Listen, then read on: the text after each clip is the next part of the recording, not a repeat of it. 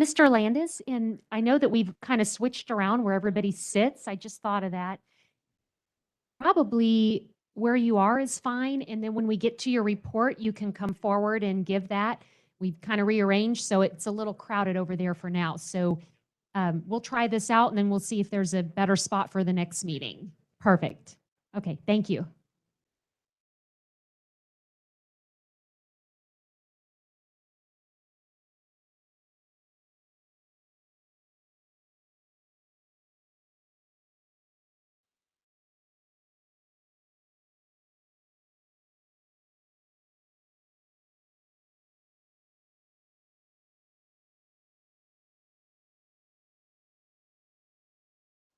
Welcome, everyone. It's exciting to be back and see everyone in person, and we appreciate everybody. We have a little more room to space out now, so that's a good thing. And we'll talk about those new changes here in council chambers. So before we begin, we will have a prayer led by Councilman Schreiber, followed by the Pledge of Allegiance.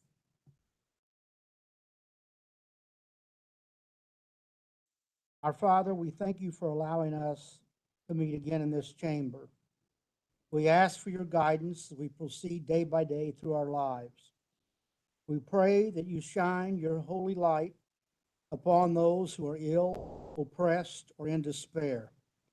Give them hope and grant them your loving protection. Grant your protection to all of our city employees. We give thanks for those heroes in the medical and scientific community who, with your divine guidance, have made healing possible during the current medical crisis. This we pray in your holy name. Amen.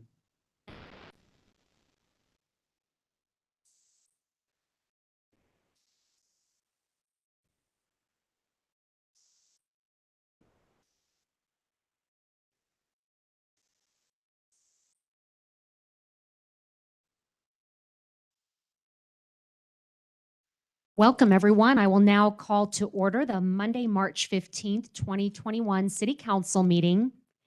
And we are meeting for the first time in a long time in person, so glad to be here with everyone. We also still have a virtual option. People can join the meeting virtually through WebEx, and that link is on the agenda. They can find the agenda at jeffersoncitymo.gov. And the call-in phone number for participation is 404-397-1516. The meeting number is 1-877-651-9473, and the password is 1234. So, Mrs. Donaldson, roll call, please.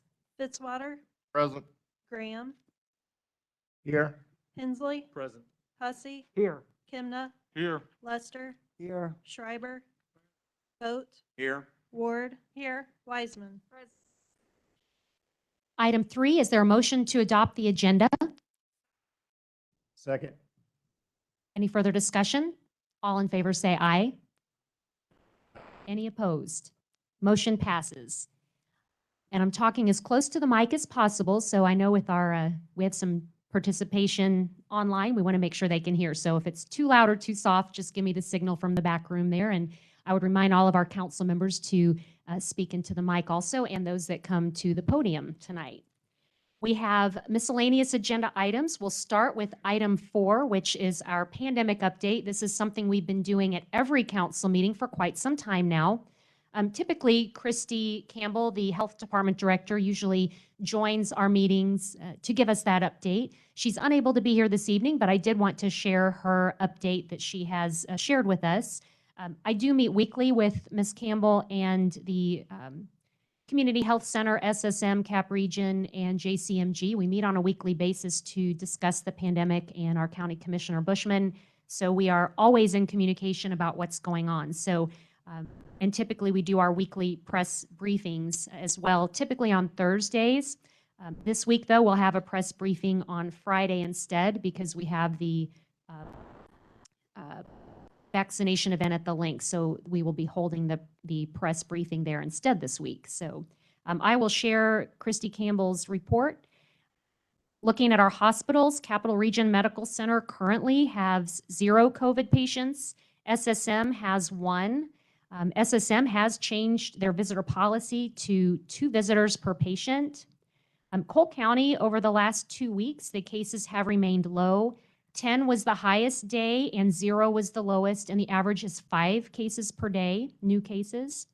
Data and information for COVID vaccines and the tiers can be found at covidvaccine.mo.gov. Cole County, on the number of vaccinated population, Cole County has 21.3 vaccinated for COVID-19. Combined with those who have had COVID-19 would put our community immunity at least 30%. We anticipate increased vaccine supply in April and May. And if Christy has any, or if there's any questions for Christy, let us know. We'll certainly get those to her.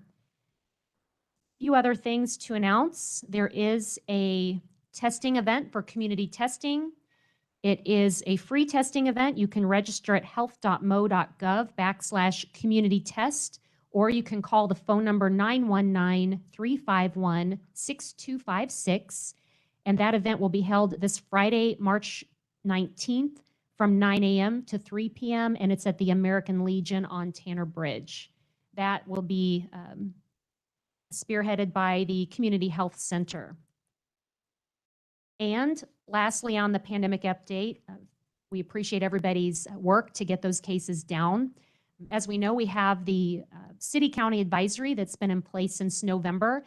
So this evening is a good time for us to update that guidance. And I will read the guidance here, and this is something that could be adopted this evening and endorsed by the City Council, and then this would be also endorsed tomorrow morning at the County Commission meeting. So the city and county COVID-19 guidance says, thank you for all your efforts. Our work is not finished. With the number of COVID-19 cases and hospitalizations on the decline, we are pleased to step down out of an advisory status. Currently, we still need your help continuing to slow the spread of the virus. Cole County and the City of Jefferson recommends that every person in Cole County stay home if you're sick, practice excellent personal hygiene with an emphasis on hand washing, physical distance from others outside of your household. If you must be in prolonged close contact with someone outside of your household, wear a face covering that fits properly over your nose and mouth. Encourage physical distancing within office buildings and allow telecommuting if possible. Host gatherings in a safe manner by following recommended guidance.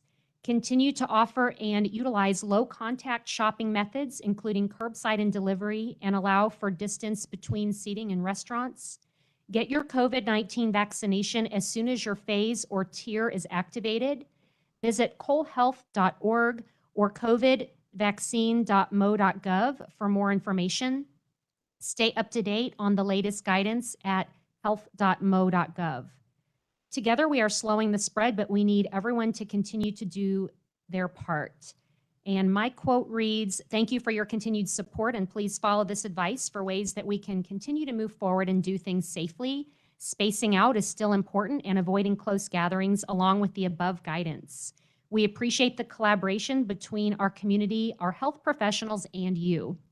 Commissioner Sam Bushman says, social distance, wash your hands, and if you are sick, stay home. Wear a medical grade mask if you can't social distance. And if you don't feel comfortable at a meeting or gathering, then leave. Use common sense and be safe. This is meant to be guidance as our community progresses through the next phases of this pandemic. For more information, please visit covid.vaccine.mo.gov. Am I reading that right? covidvaccine.mo.gov.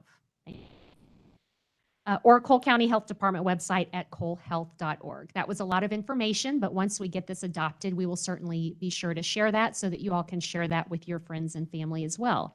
So is there any discussion on this item or a motion to approve endorsing the city and county guidance?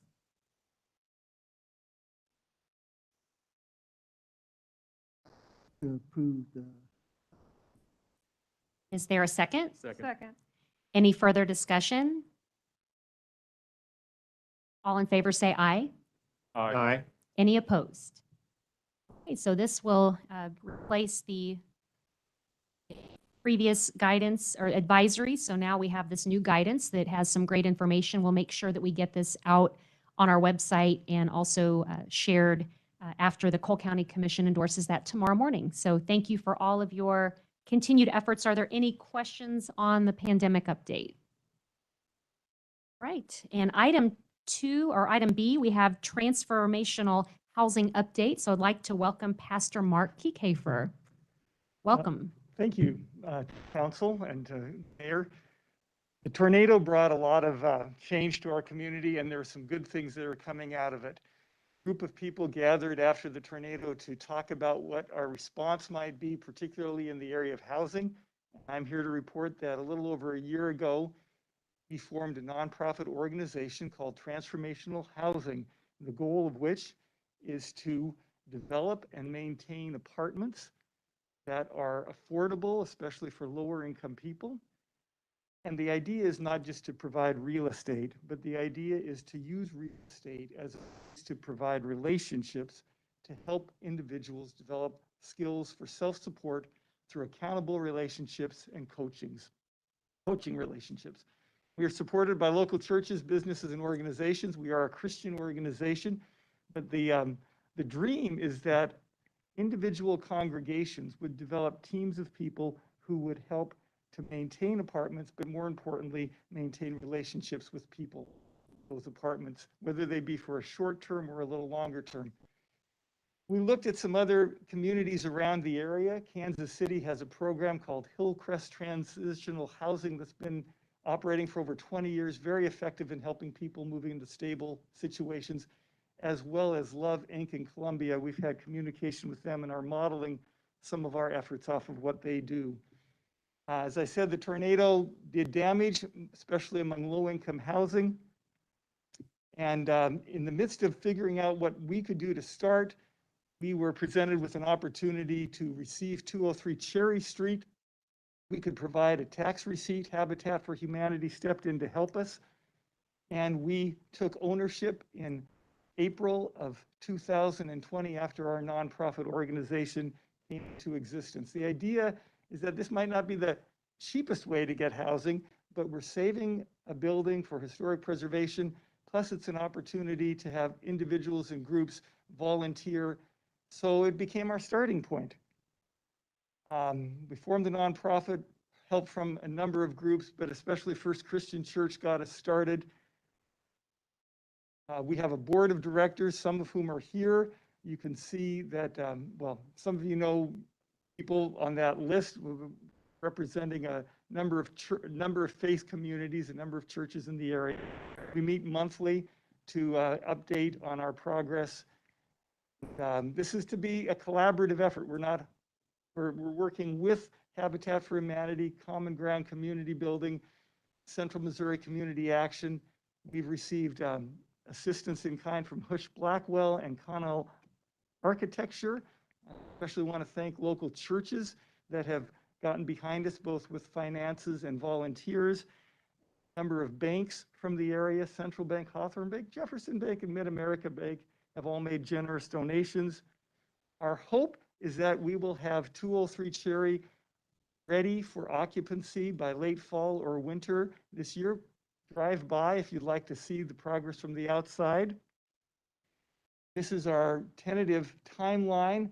Done the demo, we got the building approval. Carrie was there to officially give us the city Building permit. building permit. That's what it is. So volunteers are working to do interior work, and that's sort of the timeline. We are a Christian organization. I have two passages from scripture here. Is not this the fast the Lord requires? To share your food with the hungry, to provide for the poor wanderer with shelter. And Galatians 6:10, as we have opportunity to do good to all people, especially to those who belong to the family of believers. While we are a Christian organization, we work across lines. People can apply regardless of their background. So that's it. If you have any questions, we're excited because a number of groups, a number of individuals have come together. We see this as a need. This is not going to address the whole need, but it's a start. to start to help people get into stable housing. Thank you, Pastor Keekhafer. And I've seen this firsthand a couple of times. It's really incredible. It's very cool what you're doing. And I love this location too. It's within walking distance to everything and also for jobs that will be nearby as well. So everything about it is just wonderful to see this repurposed. I know you have some guests with you. If you would like to introduce them and have them come up so we could recognize them. Well, some of our board members, I'll just have them stand up. John Blosser is the president of our nonprofit organization at First Christian Church. Stephanie Thompson works at Central Missouri Community Action. Alan Mudd's been instrumental. He's on our board as well. And Marcia Graham is our prayer coordinator and a wonderful asset. There's some other people who are supportive here of our work and your interest. We appreciate that. And I also note that we have former councilman Ron Medine, and it's always wonderful to welcome a former councilman back inside council chambers. We're happy to have you and appreciate every single one of you and the collaboration within our community to make such a need happen. Does council have any questions? Well, keep us posted and certainly reach out to Mark if you would like to have a tour. It's incredible. And before you leave, we'll have you come forward with all of your guests and we'll do a spaced out photo so we can share this. Usually I have council come behind me. I don't know if we that spaced out.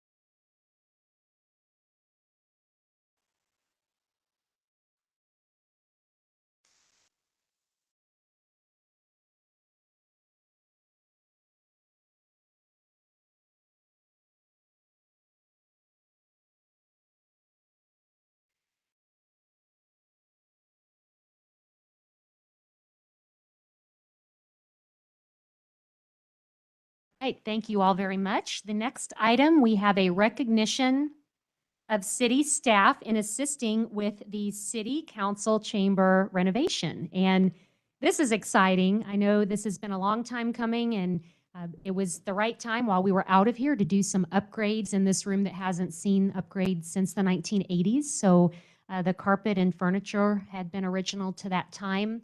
And so it was really a need to do that. We talked about that.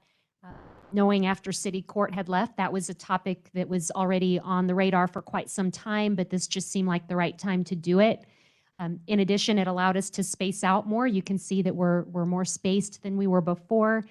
And as we did the spacing out, we realized the need, if you remember that, the carpet, the yellow carpet that was in here, it really was showing some wear and tear. So as we worked through that and also upgrading the technology, which was something that we had discussed last year when we made those changes.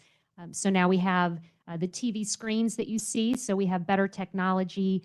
We're also able now to do the hybrid meeting. It's our first hybrid meeting where we're in person and having guests that can join virtually and participate virtually. The chairs and everything are much more comfortable and a lot more user-friendly that can be cleaned and wiped down. And so I think that overall, it looks incredible. It was a long time coming and appreciate all the staff that worked so hard to make this happen. So we wanted to take a moment and recognize staff. And before I do that, does council have any comments? Thumbs up, it looks.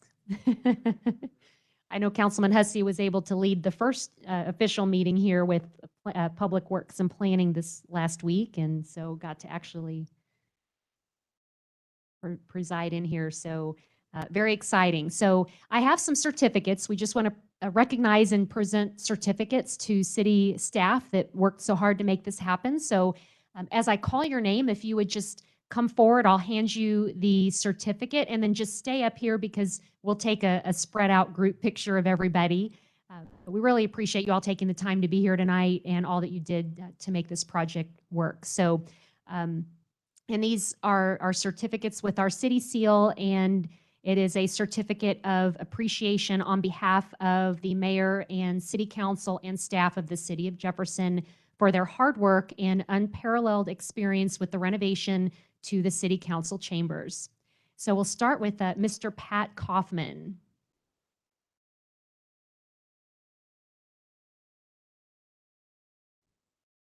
Normally I would get to shake your hand, but here, here you go.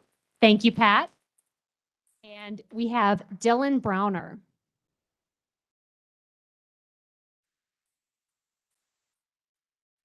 Thank you, Dylan. And Alex Bennett.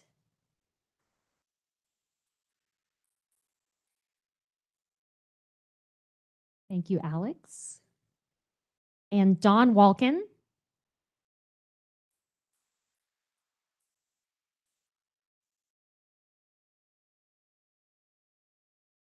Thank you, Don. And Dennis Kramer.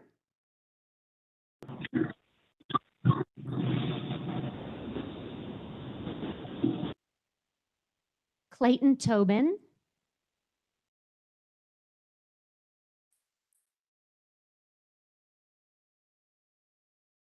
Leanne Corrigan.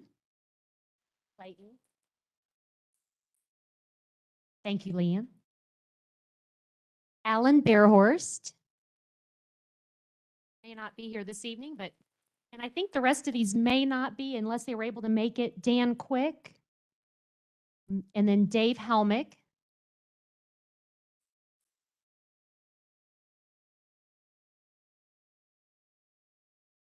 Thank you, Dave. And Craig Vaughn.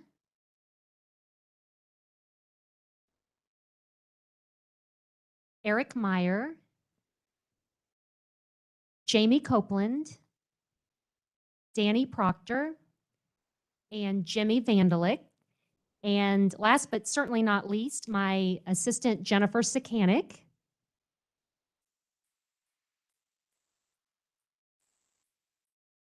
And I also want to recognize our city administrator, because none of this could be done without his work and support and effort. But Jennifer, we have something special on behalf of the city that has some carpet samples in case you ever forget what the color of the carpet was in City Hall, along with all the parts. And Jennifer was also down here with hammer and nails and tools that working on things very hands-on. So we often joke that your job consists of other duties as assigned, and this kind of became taking the lead on organizing that for us. So thank you. So with that, we will give everyone a big round of applause, and we'll get a picture of everybody together. So thank you all.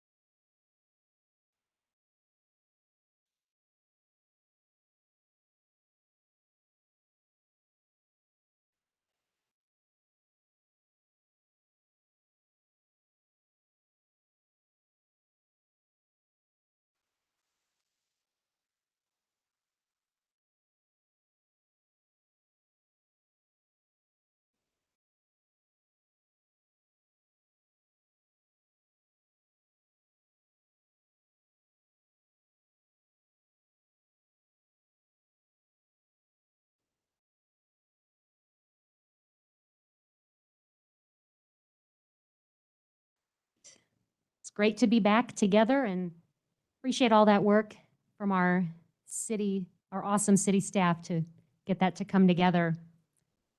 Item 5, public hearings. We have Mr. Sanders.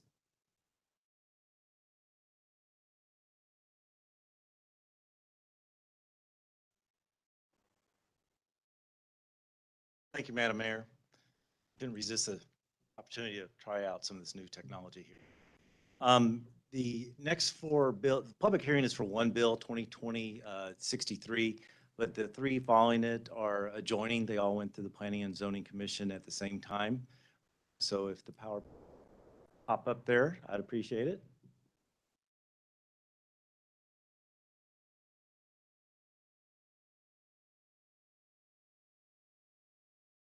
It's through 66, yes, sir. So all these, like I said, came through at the same time. The first one that the public hearing is regarding is actually a joint rezoning application process, and the others are just sort of cleaning up the one other piece of property with a subdivision plat and whatnot. They all came to the Planning and Zoning Commission simultaneously. The first one is a rezoning from M1 light industrial to M2 general industrial. The rezoning is requested basically to allow outdoor storage of equipment and materials. The two properties, one is the old Fabic property there with that smaller, see, I have a pointer here, I think. There we go. Wow. So that is, the applicant is Three Rivers Electric Co-op. They are asking for a rezoning, and then the other one is owned by the chamber. I believe representatives from both of those organizations are here now. So the rezoning would be to allow a little bit more heavy use. The property currently has M1 zoning to the north and the rural conservation zoning on both sides. And this is the northeast corner of Militia Drive and US 5063.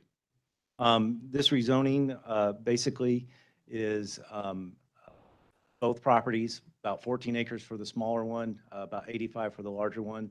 And we had no public comment on it at the Planning and Zoning meeting. The next bill is the final subdivision plat. This plat is only the chamber property, the larger one right there. They're subdividing it into 4 parcels, the smallest one being a little bit less than 4 acres. The others are much larger. The largest, I believe, is 30 some odd acres.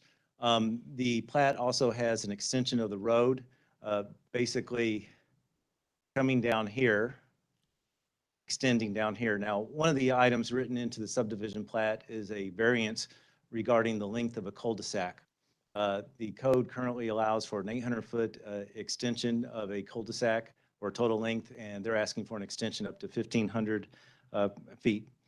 The other variance is regarding sidewalks. Right now, sidewalks are required on both sides of the street, and the subdivision plat includes a variance which would allow only construction of a sidewalk on one side.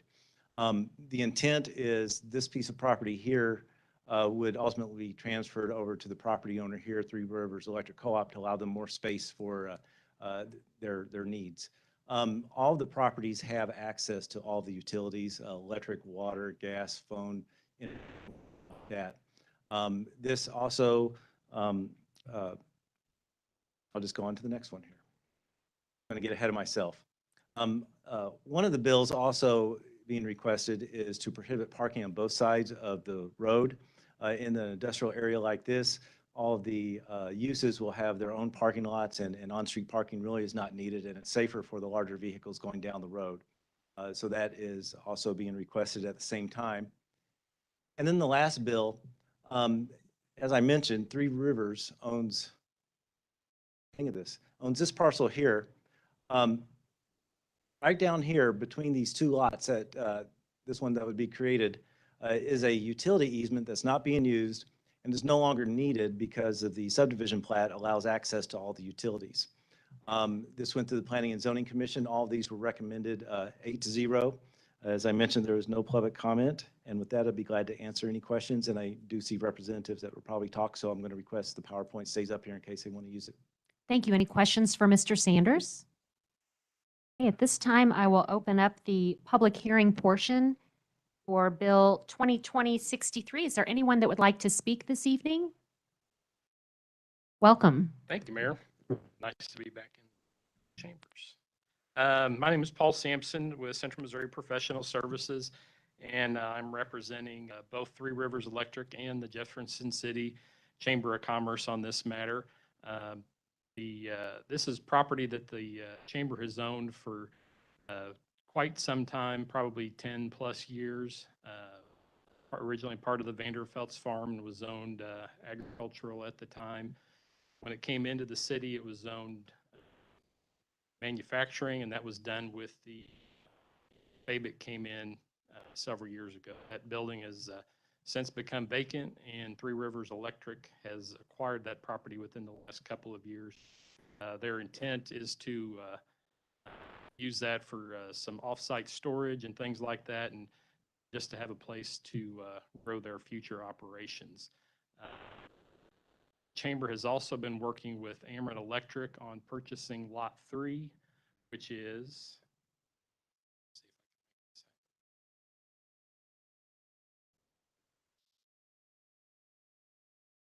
bigger lot over here. Ameren, Missouri has got a contract to purchase that property and do a similar type facility as Three Rivers has. The long-term goal is to take the existing Ameren facilities on Industrial Drive and move out here to this location. So there'll be some outside pole yards and things like that. And that's the reason that looking at changing the zoning from M1 to M2 is mainly that outdoor storage. Chamber's also been working with a couple other prospect industries. Nothing that we can report publicly at this time, but discussions have been ongoing, and hope that that continues, and the M2 zoning for this property will only help the marketability project. Answer any questions? Thank you, Mr. Sampson. Are there any questions? Thank you. I will, if anyone has any specific questions to Three Rivers or Chamber, see Bono and Roger. Thank you for being here this evening. We appreciate that and supported the chamber on this. Is there anyone else here that would like to speak on Bill 2020-63? And I know we have someone on the line listening in, or is there anyone on the line that wants to speak to this bill? Okay, I don't think so. All right. Hearing that, we'll close the public hearing portion and take up 2020-63. An ordinance of the City of Jefferson, Missouri, changing, amending, and modifying the zoning map of the zoning code of the City of Jefferson by rezoning 95 acres of land located at the 7,000 block of Partnership Parkway from M1 Light Industrial to M2 General Industrial. Is there any further discussion on the bill? Seeing none, roll call, please. Fitzwater, Aye. Graham, Aye. Hensley, Aye. Hussey, Aye. Kimna, Aye. Lester, Aye. Schreiber, Aye. Vogt, Aye. Ward, Wiseman. Bill passes. Item 6, appointments by the mayor. We have some recommended appointments. Mrs. Stroop.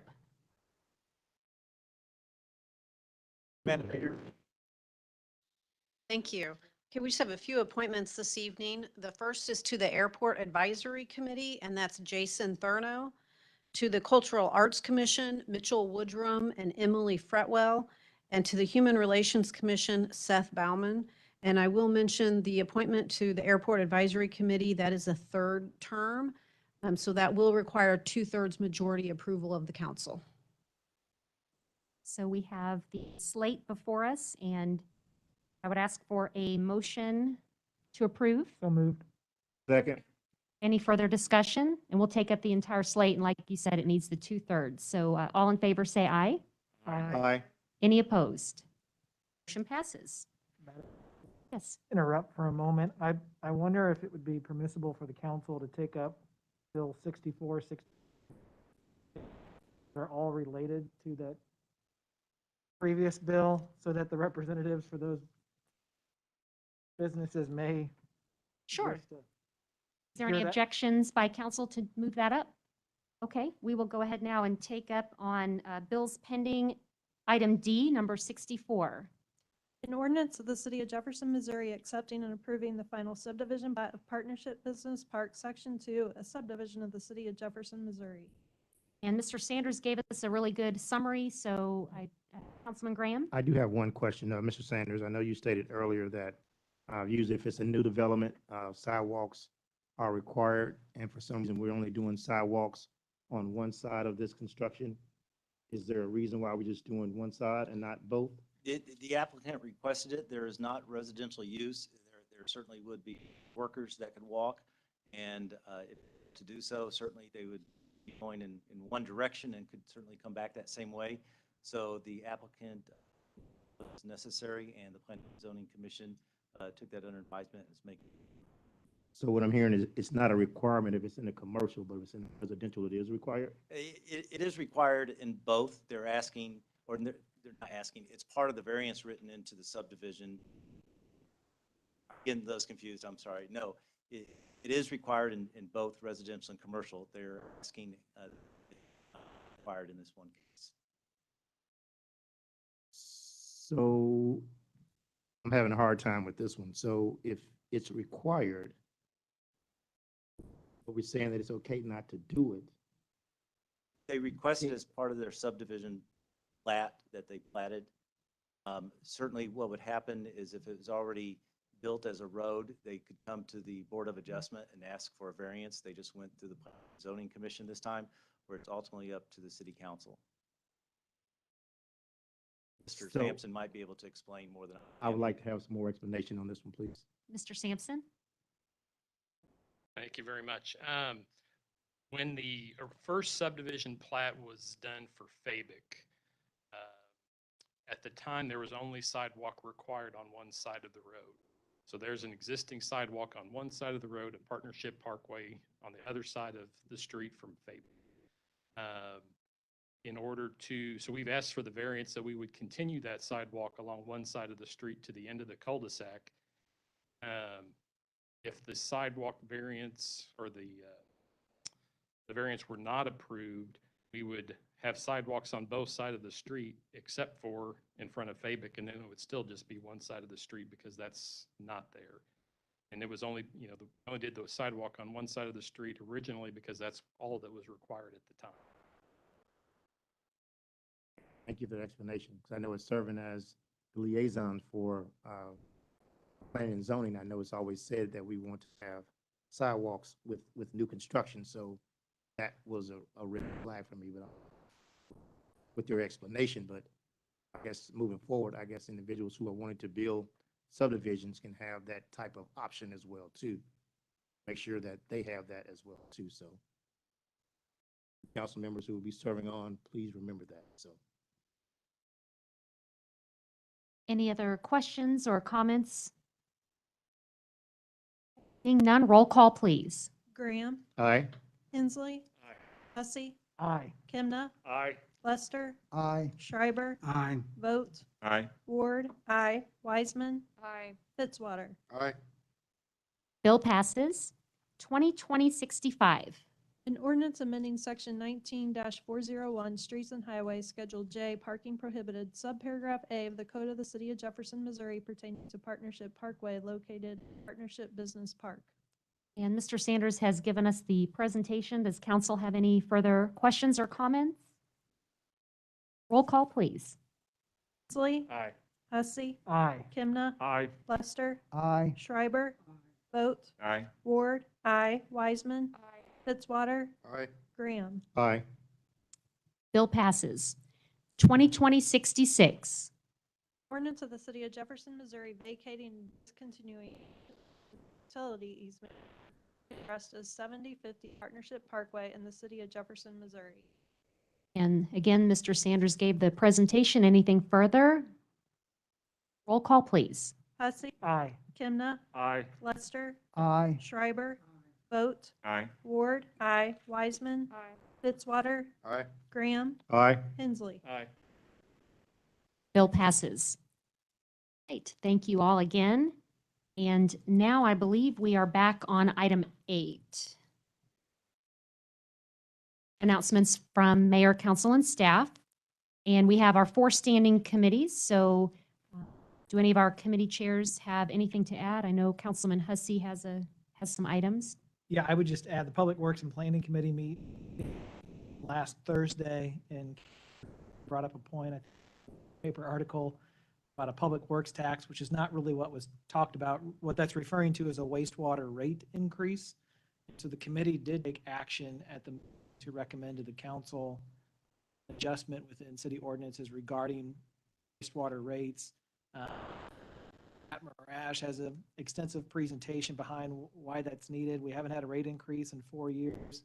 It's just a buildup of projects that need to be done. A small incremental increase over a period of time could present the council with an opportunity to bond future and some of these projects. So it's not a public works tax. What's really referred to is authority the council has, which is to adjust wastewater rates. Again, I would encourage you to look in your public works packet. There's, I think, a presentation for a couple meetings. Actually, we've talked about this for a while, some comparisons against us versus other communities, and also cost of doing nothing, which can be extremely expensive if issues with so that's, I think, what Councilmember Graham to earlier. It's a wastewater rate. Thank you, Councilman Hussey. And that's also a meeting that people can view on the city's YouTube page as well. There is a link for that if a constituent would like to view that. And Councilman Hensley. The Finance Committee will meet March the 18th, 7:30 a.m. It's looking like a pretty light agenda, mostly of staff reports. So we're going to have that meeting virtually.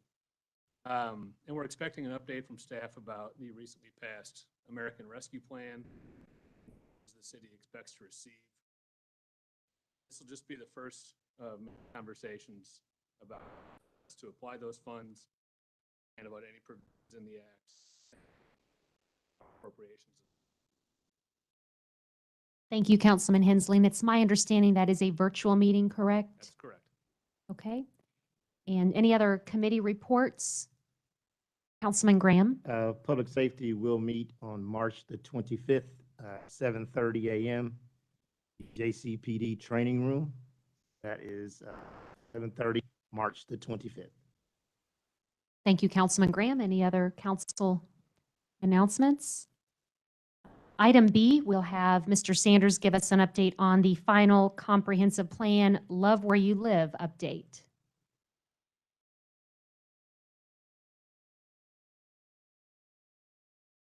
Thank you, Madam Mayor. This is really exciting. Our comprehensive plan was last adopted in 1996.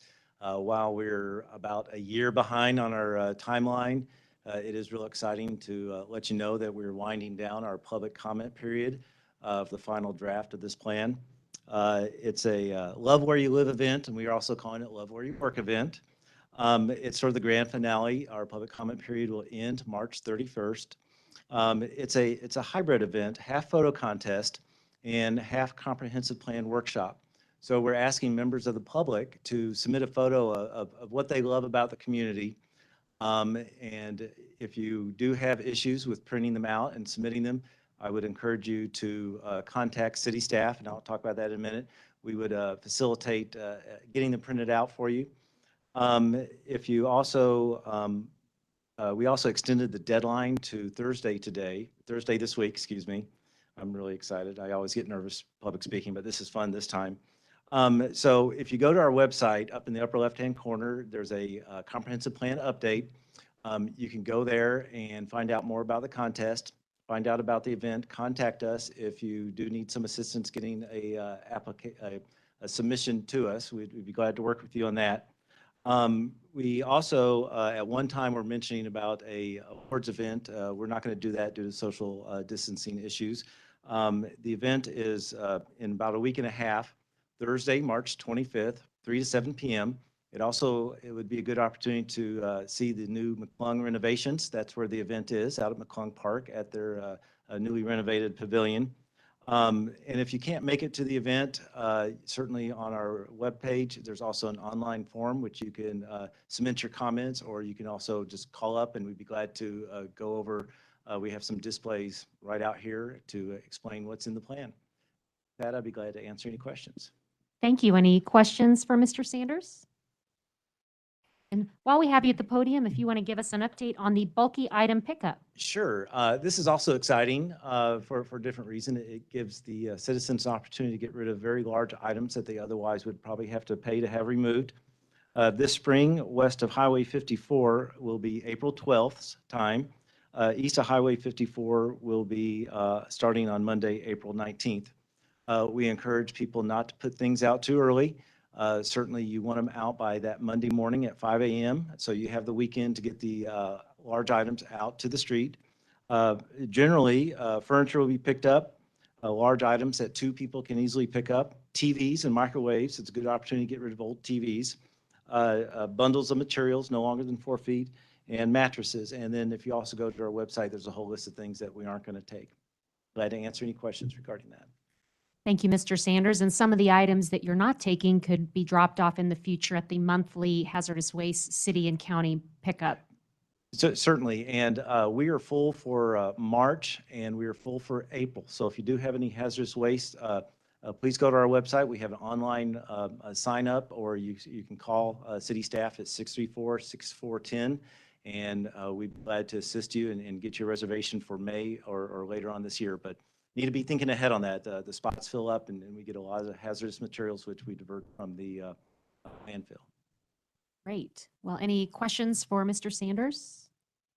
And I know that I'm sure a few of us have received some calls about trash out on the roadways, and this time of the year, as people are getting ready to assemble different springtime cleanups and pickups, I think that's something that we'll be able to have cleaned up and picked up. And I know that we have reached out to our partners with the state highways, and also Republic Services, and let them know as well when we see certain areas that are accumulating trash, but putting it out there as a reminder that there are opportunities for community service, and that people can also do their part, and if they see it, then pick it up as well.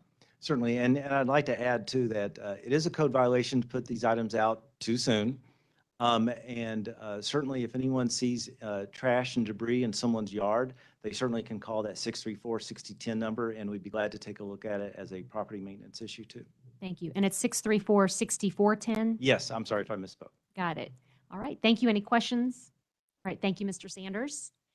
And item C, I have an announcement that we are having a fundraiser for the Jefferson City Fire Museum. It's going to be held on April 3rd. And I have tickets. They're only $10. And this is a spaghetti dinner at the American Legion. You can do a pickup if you would like, and all proceeds go to the Fire Museum. And if you haven't been to the Fire Museum, I highly recommend that. It's a great asset for our community. And this fundraiser came from Bear. As you know, Darren Reuter, who retired last year from the fire department, had intended last March to have a fundraiser for his retirement to benefit the Fire Museum, but the pandemic had other plans, so he's rescheduled that now for April 3rd, which just so happens to be my birthday. So we're going to have a birthday party and retirement party, and everybody can come to the Legion on April 3rd and support the Fire Museum. So we do have tickets in advance, $10. There's also raffle tickets, and Bear has handmade a large wooden American flag that he is going to raffle off. So if you prefer to do raffle tickets, we can do it that way too. So hope everybody can make plans to join us then. Any other announcements? Okay, and at this time, I'd like to welcome to the podium Mr. Stacy Landis, our Lincoln University student representative. Glad to have you. Welcome. Thank you, thank you, thank you. Currently, Lincoln University is on its spring break until Sunday, March 21st. Classes will re-begin Monday, March 22nd. Also, Lincoln University has opened its Blue Tiger Pantry. We are donating clothes, baby items, including food and clothes for babies, also perishable items. And this is open to the community and also for students to be able to use and also donate. In honor of women's empowerment, we are doing March 22nd through March 24th women's empowerment events, and student leadership campaigning will begin after spring break, March 25th. Thank you. Are there opportunities for the public to engage on campus for the women's, on the March 22nd to 24th women's events? Yes, everyone is welcome to come. I will send those times and dates out to everyone. Great. Well, hopefully we can join in on that. Any questions for Mr. Landis? I just have a comment.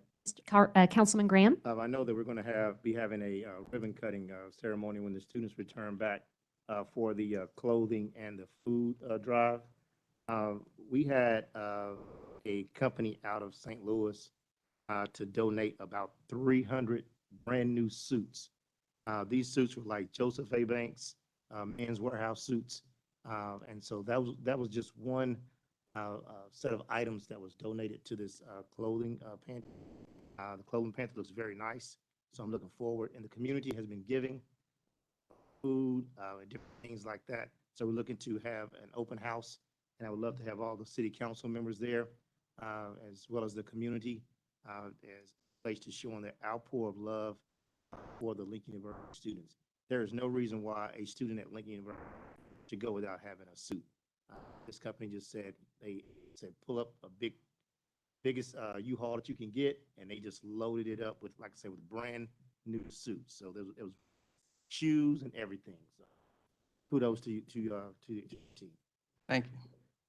What's the date on that? For the Blue Tiger Pantry, Yes. I believe it is March 25th. Okay.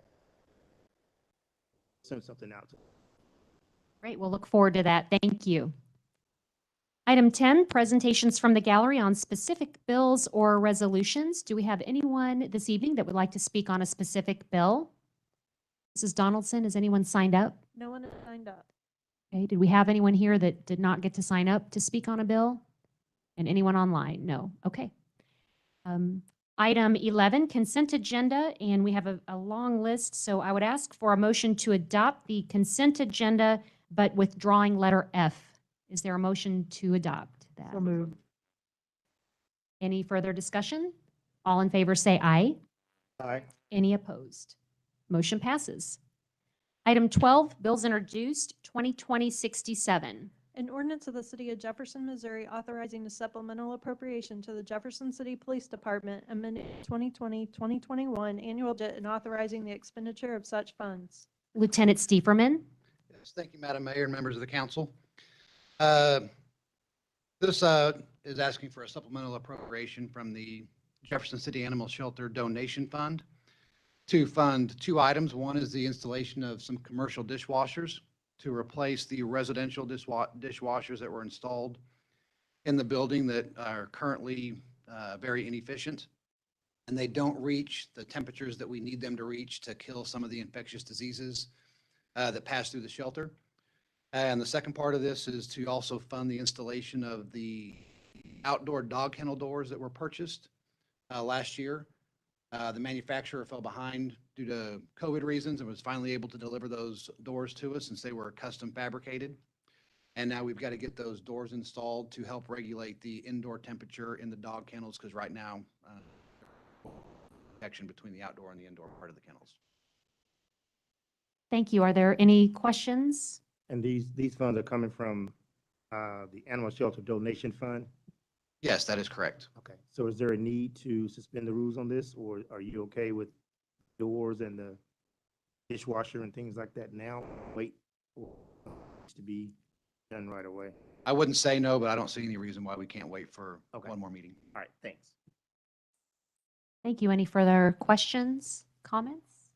Okay, thank you, Lieutenant Stieferman. Thank you. 2020-68. An ordinance of the City of Jefferson, Missouri authorizing the mayor and city clerk to execute a $959,700 agreement with Martin General Contractors, LLC for the binder pump station upgrade project. Mr. Marash. Thank you.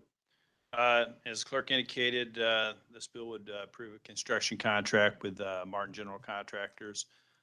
We have not worked with them in the past, but we did check the references, and they have similar projects throughout Missouri. They're Missouri-based. It's for the Bender Pump Station replacement at Bender Park. The contract is about $959,700, and it'd be one of our last projects out of our bond proceeds and funds from the wastewater fund. Is there any questions? Thank you. Any questions or comments? All right, 2020-69. An ordinance of the City of Jefferson, Missouri authorizing a contract with Schindler Elevator Corporation of St. Louis, Missouri and supplemental appropriations amending the FY 2021 budget by transferring funds within the parking fund. Mr. Marash. Thanks. As the clerk indicated, again, another construction contract, maintenance contract with Schindler Elevator. The amount is just under $40,000, and it would be to basically overhaul and replace several components of the elevator at the parking garage downtown. Is there any questions? Any questions, comments? Thank you.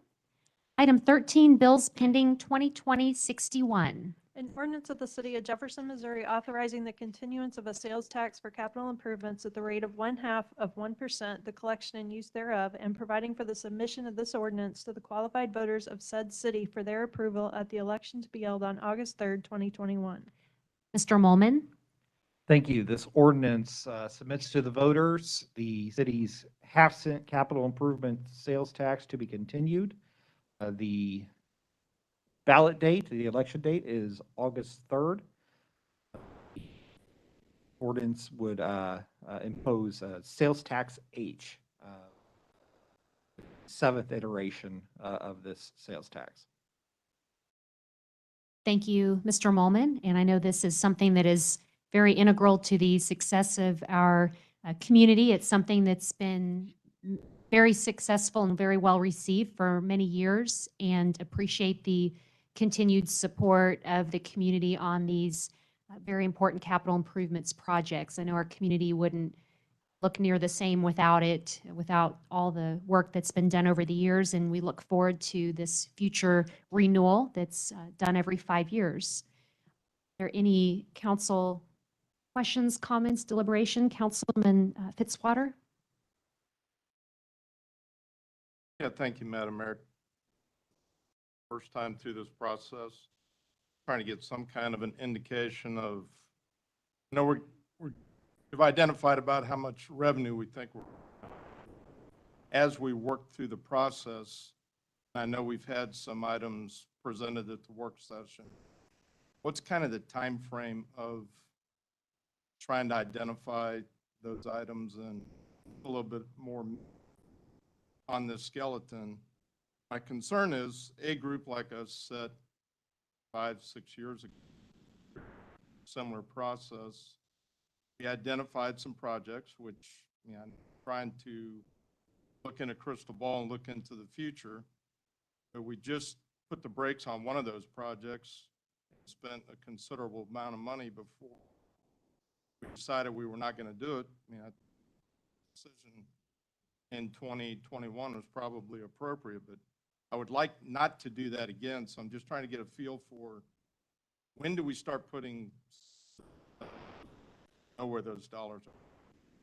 And I'll ask a couple of staff members. I'll have maybe Mr. Molman give us the timeline a little clearer, but I think to your point, and I think that's a good point, Councilman Fitzwater, is that there is a balance between having the some projects that are outlined and then some flexibility within there as well, that we always have that balance of both. We are working through now some of the joint projects, like what you're referring to as one of the joint city and county projects. A lot of those projects we do are very important, where we partner with the county, and usually the city will outline our project ideas, and then we connect with the county and work with them on that as well. I know that at the last Public Works meeting, Mr. Marash gave us an update and outline of some of those potential joint projects with the county, and he works very closely with Eric Landwehr, their Public Works Director as well, and typically then they'll come to us with that list of some of the joint projects, and we'll hone in on some of those priorities as well. And a lot of times we discuss these important projects throughout the year, and whether it's finance or budget time, and go through some of those projects. So we will work through that as we, right now with our timing, we're putting it on the ballot, and then our next few steps will be honing in on some of those more specific projects. But I'll ask for the specific timeline from Mr. Molman. The ordinance to approve the submittal of the question to the voters has to be done by late May. That's under state statute. There has to be at least 10 weeks in advance from the date of certification until the election. That is only to put the question on the ballot. The whether or not to put the question on the ballot and the underlying project lists are really not related under any type of statutory requirement. In fact, there is no statutory requirement to identify any projects. The project identification process is really part of the education to the voters. So that way they know what generally that this money is going to be spent on. And so there is no specific time frame for identifying the projects. What I would say is that the sooner the city council can identify a package of projects to talk about, the sooner it can begin its educational efforts. Thank you, Mr. Molman. Councilman Graham? I know that one of those specific projects that was brought to our attention, I know that that was Mr. Brown. Hawthorne Bank was on there. Several other property owners that was on there.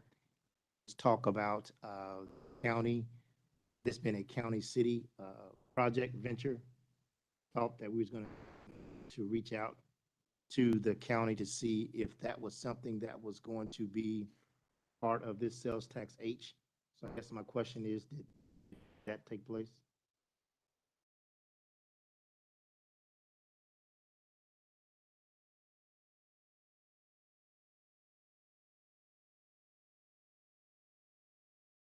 Yeah, the projects, like I said, Eric Landwehr and I speak about it on a periodic basis, but basically the first step in that was really our presentation this last week to the Public Works and Planning Committee, where we listed $50+ million worth of projects, kind of in different categories. And that was one of them that we talked about. But until really, the way I would look at it, and this is just my opinion, of course, but the way I would look at it, once I kind of give you my thoughts on it, you don't have to accept them, of course. But through that venue I started at, but then once the council does weigh in, I mean, it is a projects, when we're talking about the city county pool of money, it's projects in the city. Right. And so I would take my information, or, your guys's and gals' approval of kind of a project list, and then I could certainly take that to the county commission and work with them on that. That's how that would go about. So, but we did talk about that last week. Didn't, from my perspective, I'd just go ahead and say we didn't recommend it. I didn't recommend it to the committee that it be pursued under the sales tax, but that's my opinion. Was it because it's not currently in the city, or because what we all heard, unless I was in a different meeting in a different zone, is that this was something that one of the Cole County commissioners had wanted possibly to see move forward. And I just wanted to make sure that that was the case. And if we had the opportunity to annex 300 acres of land into the city of Jefferson, I don't think we're going to get that too often. So I guess that's the reason why I'm asking, was that conversation had? And, what did they say, since it was said that they had said this, and I didn't want to be the one to go, I know that you work with them on a one basis. So I was just asking the question, was that a topic of conversation?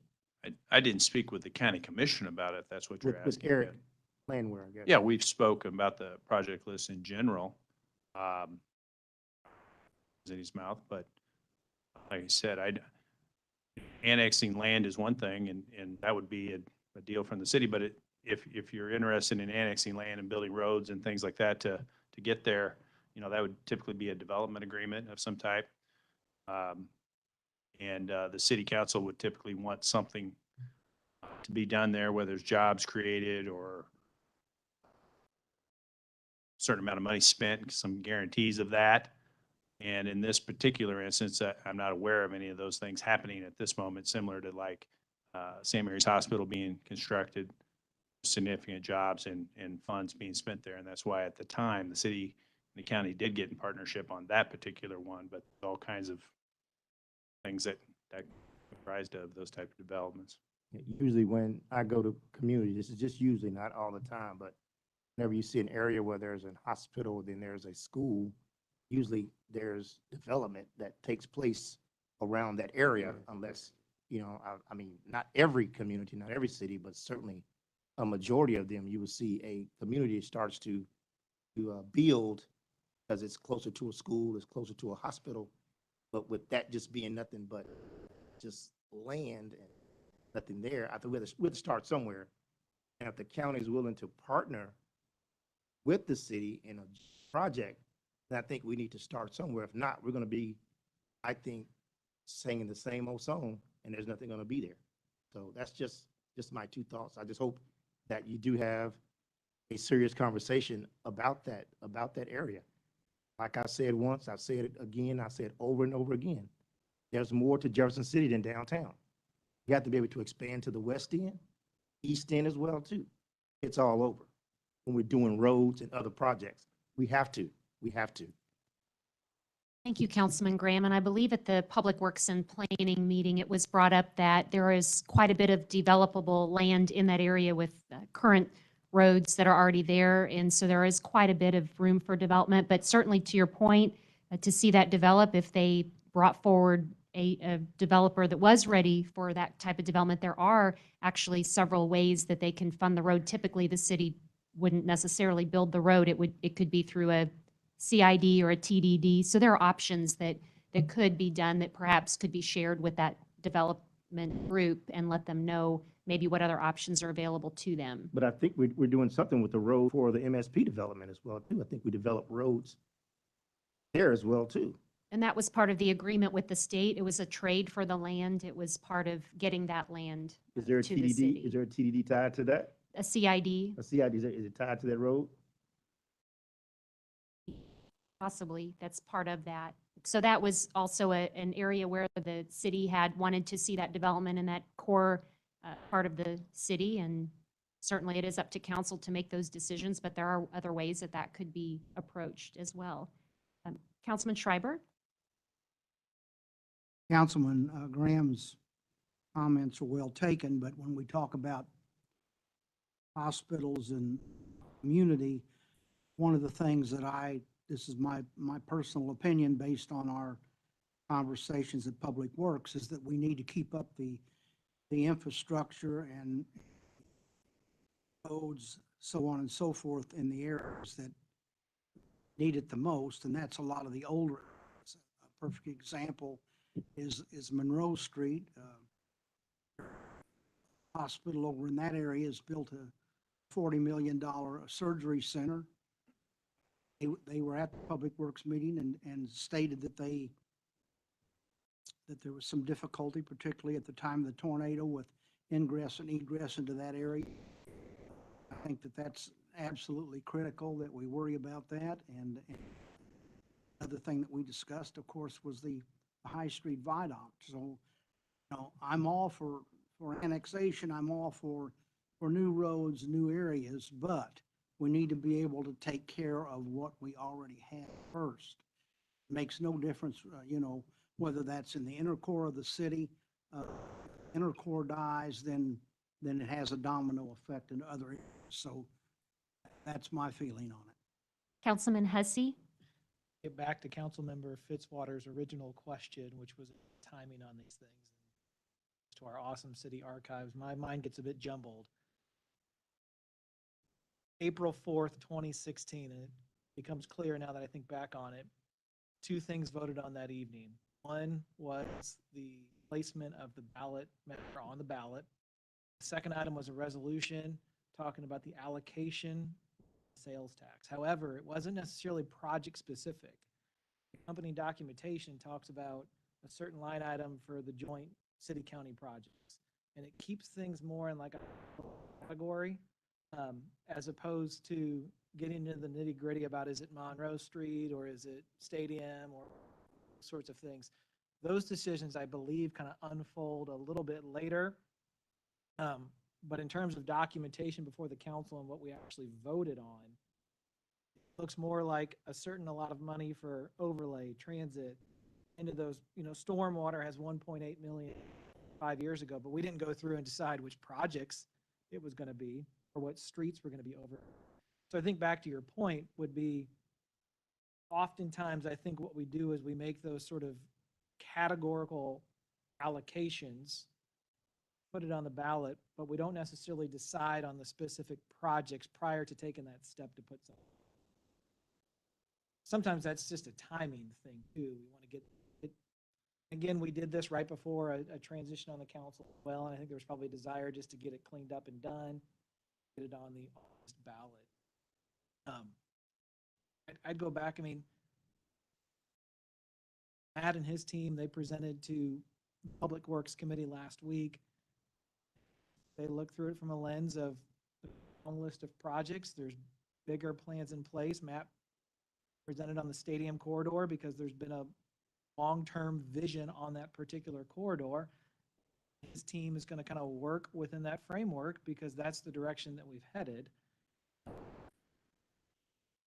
Brown was on the call to ask about their particular interest in their project.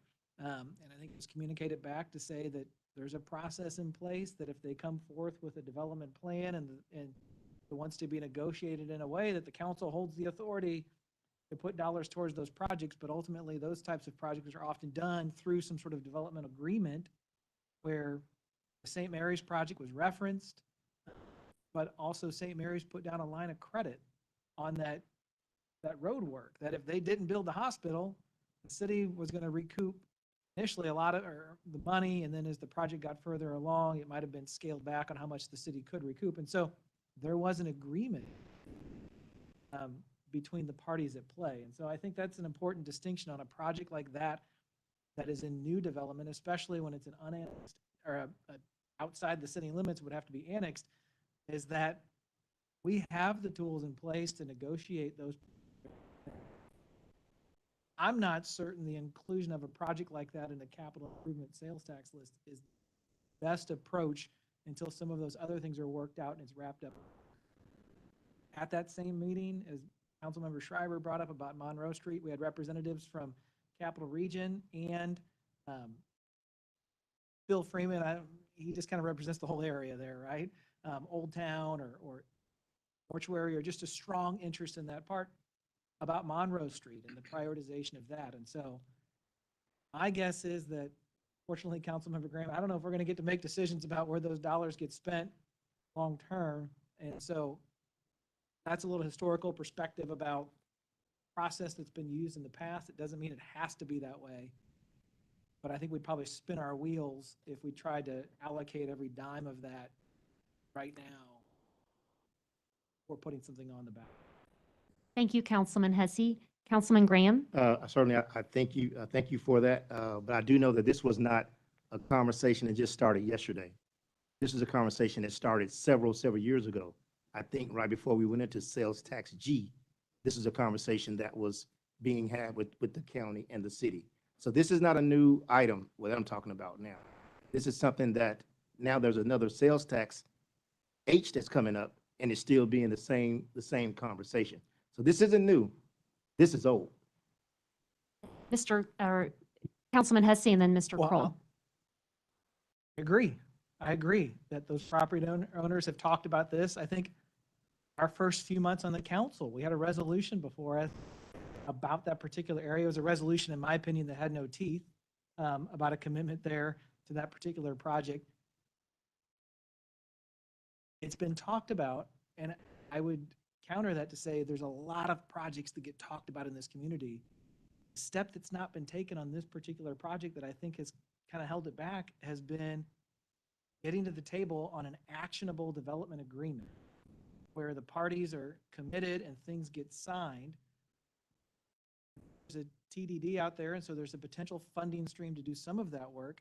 I think that's the difference between other projects in the community that have moved forward, or at times when the chamber brings us something, got a business that's going to expand, they're going to invest, they're going to take over a vacant property, there's a guarantee of jobs, there's clawbacks to it. So those things are in place and we make that investment. The difference here is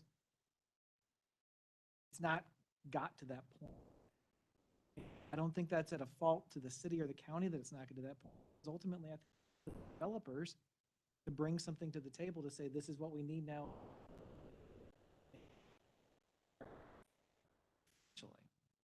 And that's also why sometimes there are emerging projects that come up in joint sales tax. And there is a piece of that in that as well for economic development and growth and emerging projects that may arise during that 5-year cycle.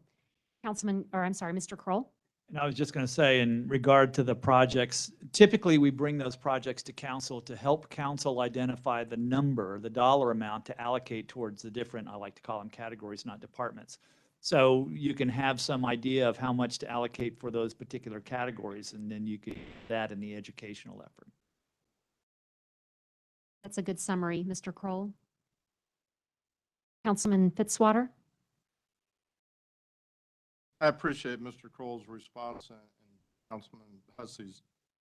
Possibly I didn't phrase the question, but I appreciate that history. That's what I was trying to get to, is what due diligence on, what's the timing? You know, I'm aware of the May date and the August date. And I appreciate they brought, you know, if we were to do exactly the same this next 5 years, here's the percentages and here's what the and if that's where we ought to be at this point, I'm comfortable with that. We've got some projects that we need. A lot of times we don't respond to things until it's brought to us. I'm just trying to when it's going to be brought to us so we can do just a quick look at it and make a decision. So I appreciate that feedback, and you know, my comments were not to be negative toward the work. I mean, I think staff has done an amazing job of, it's like families, like anything else. The wish list is always bigger than the ability to pay for it, and that, you know, I think give us good guidance on how to whittle that down. I just want to make sure that I'm doing my job. I get it in time that I can think it through. I'd have to make that point, and you know, Councilman Hussey said we were at about that point in 20. Thank you, Councilman Fitzwater. Councilman Hussey?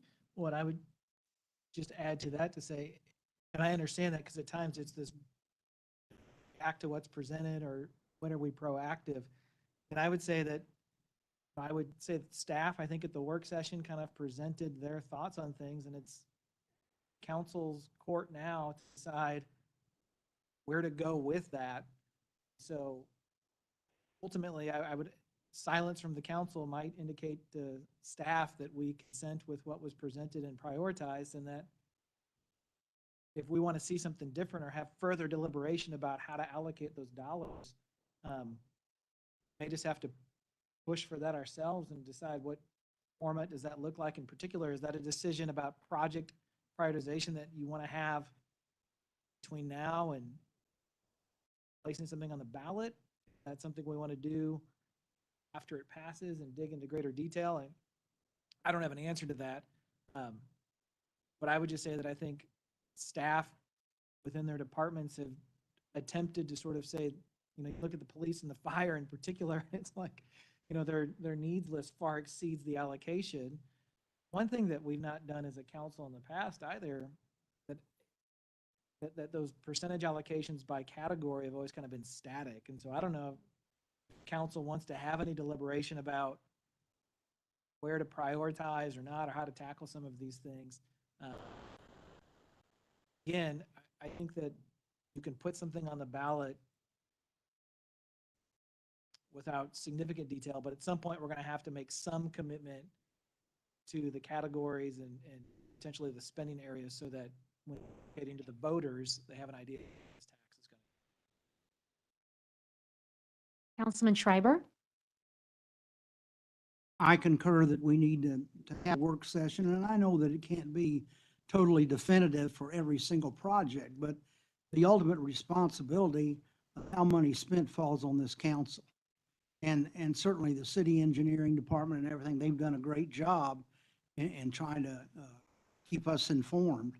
But we don't want to go down here and spend several $100,000 and then something's not carried forward, because that's not good use of the public's money.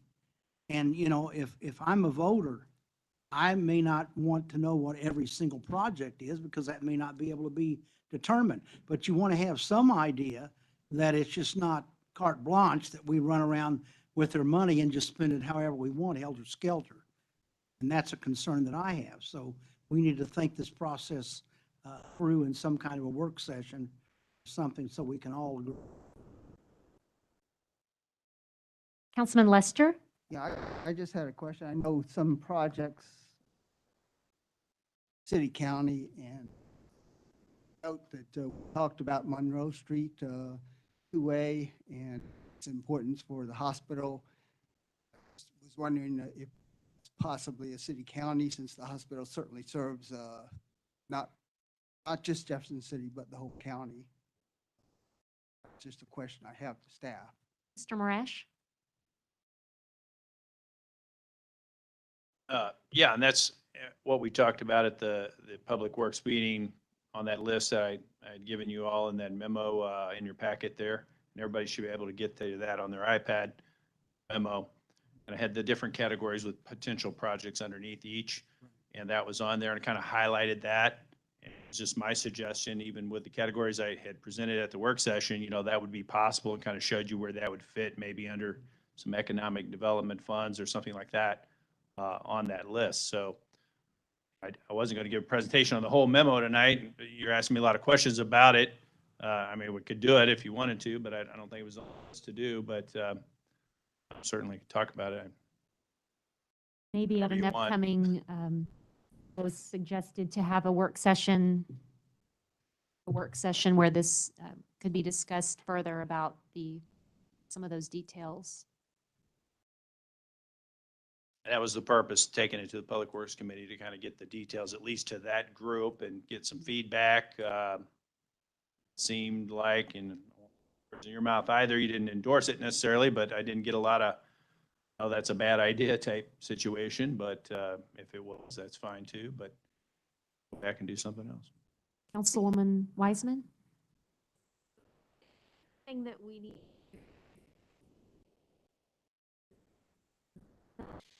Because I think there's some merit in putting motion forward today and voting as later in a work session, especially depending on what happens with 62. So I don't know if there needs to 61 as far as just putting it on the ballot and then later. I guess this question, Ryan. Right.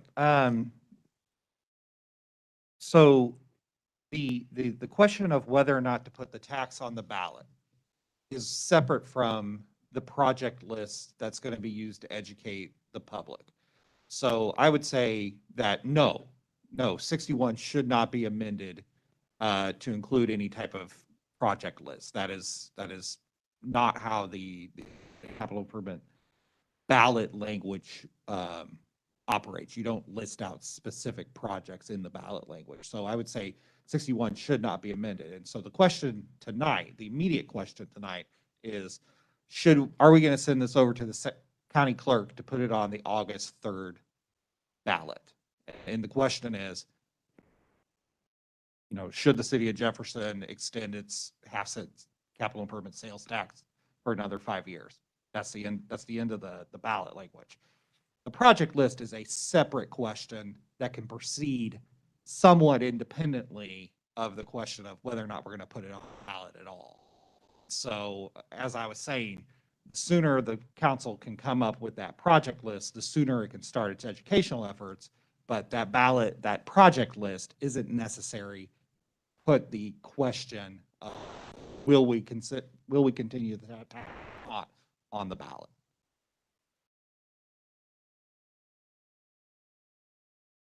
Councilwoman Wiseman, did you have something further?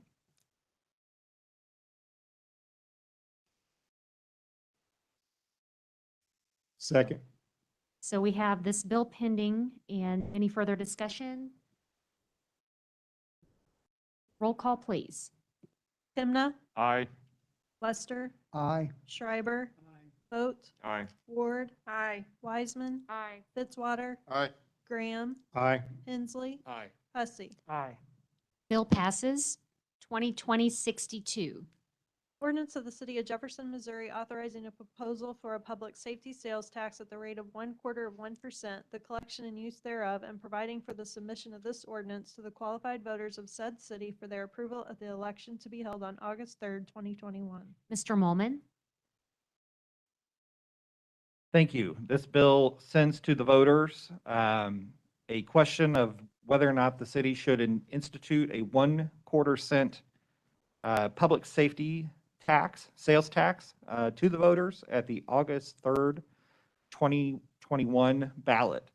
I will note that Bill 2020-062 as currently is before the city council, provides for a perpetual sales tax, so no need for renewals. There are two substitutes on the agenda. The first substitute, marked as substitute number 1, institutes a 10-year sunset.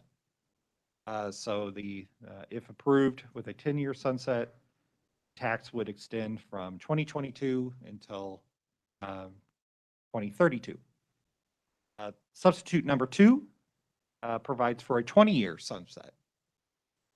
So tax would not need to be another 20 years.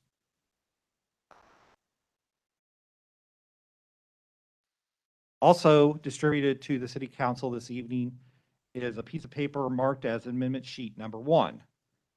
Amendment sheet number 1 is an amendment to substitute number 1, which provides for a 7-year sunset.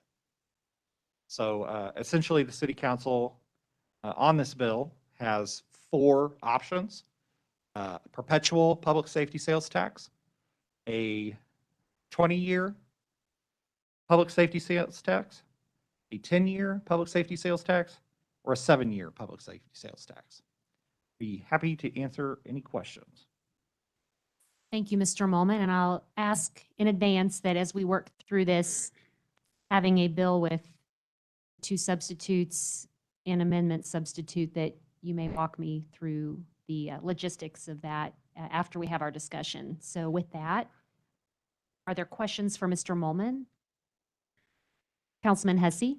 Just for clarity's sake, before reading the bill and the ballot language, and so the revised statutes grants us the authority,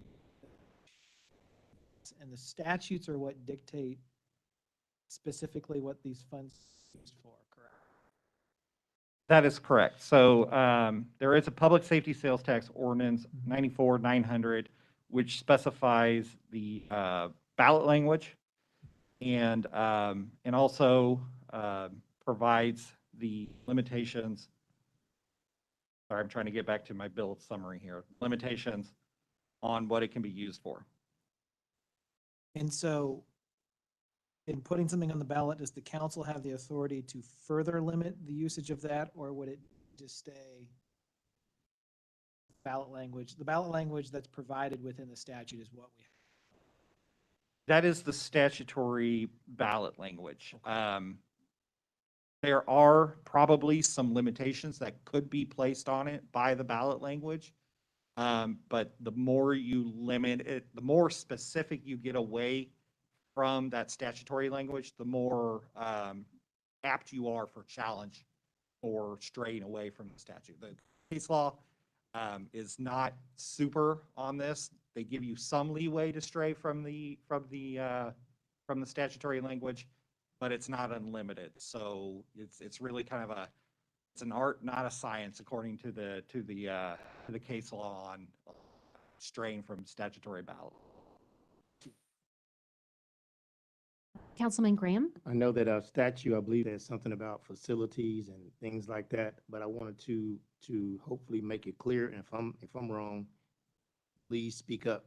But I think the purpose of this public safety tax was to look at the salaries for public safety, which includes fire, police, and then also looking at body cameras as well as cameras for vehicles. So are we shying away from those things, or is that what we're limited to? The decision on what to spend the money is solely up to the discretion of the city council. And I would liken it to what we're currently going through with the capital improvement sales tax. The question on the capital improvement sales tax is, what projects do you want to pay for with this sales tax? The question is, are we going to institute this sales tax? And if you do, this is how the voters can expect the city council to spend that money. Right. I would say that it's a similar thing. The question is, do the voters want to institute a public safety sales tax? And then it's the city council's job, the supporters' job, to explain to the voters, this is how we plan on using this sales tax. So ultimately, the decision is up to the city council, and the limits on what that could be spent on is Legal limits are spelled out by statute. It's called the political limits. What you promise to the voters Right. is kind of set by what the city council does to educate the voter. Tax. And certainly I appreciate you bringing up the link, being having a sunset out there. I know as I've moved around and talked to various citizens of Jefferson, they would like to see some type of sunset to where it can be renewed, of course. But I think that they just really want to be able to see progress or things that are being done with this public safety tax. And we're going to be using it as we say we're going to use it. And it's not just a switch and bait that the citizens see. I think that citizens are supportive of this, especially based on what we're using for, which is salaries, body cameras, as well as the cameras inside of the vehicles. I think they're supportive of that, knowing that that's what it's going to be used for. But I've had quite a few people say also that they would like to see some type of sunset, just like how our sales tax letters do every 5 years. So that's the reason why sunset came in towards the end of that, just so that we can show the citizens of Jefferson exactly what you're getting, and I'm sure that once we do that, then we're able to keep this going each and every, whether 10 years or hoping 7 years, so they can really see exactly. Thank you for that. Thank you, Councilman Graham. And I know as you mentioned comments that you hear in the community, I know that's something that, especially since over the summer when the different presentations were made and we were working on our budget and trying to fund some of the items that you just mentioned for public safety. And we've heard from people that would say, how can we help? What can we do as a community to ensure that our community retains our officers and remains competitive with that? Because training is, we do a great job of training. We want to make sure that we retain those officers. So what can we do to keep that going? Because as we've been out even in the business community, I know that's even an economic growth and development piece, having a safe community and finding, I know a lot of our pink sheet items for public safety definitely outnumber some of the availability of funds, and this is a priority, and appreciate this being put forward. And as we look at our police department and fire department and keeping the very best. Councilman Graham and then Hussey. I guess I also forgot to mention that we've seen this, but I think this will generate about $2.8 million. Is Margie here? Is that about right? About 2.8 million? That's correct. Okay. That's an annual number. Yeah, annual number. So I had a conversation with Lieutenant Lieferman as relates to what the cost of body cameras, cost of car cameras, as servers, as far as backup in the cloud. I know he'd given me a number about that because some people would ask, what is the cost for that as well too? And you said about 2.2. What was the cost for that, Luke? Yeah, please. I would just note, though, we did have a number at the work session. I want to make sure if that's different, that conversation hasn't been held with. Yeah, the high side was 1.2. 1.2, okay. For all of it, that was on the high end.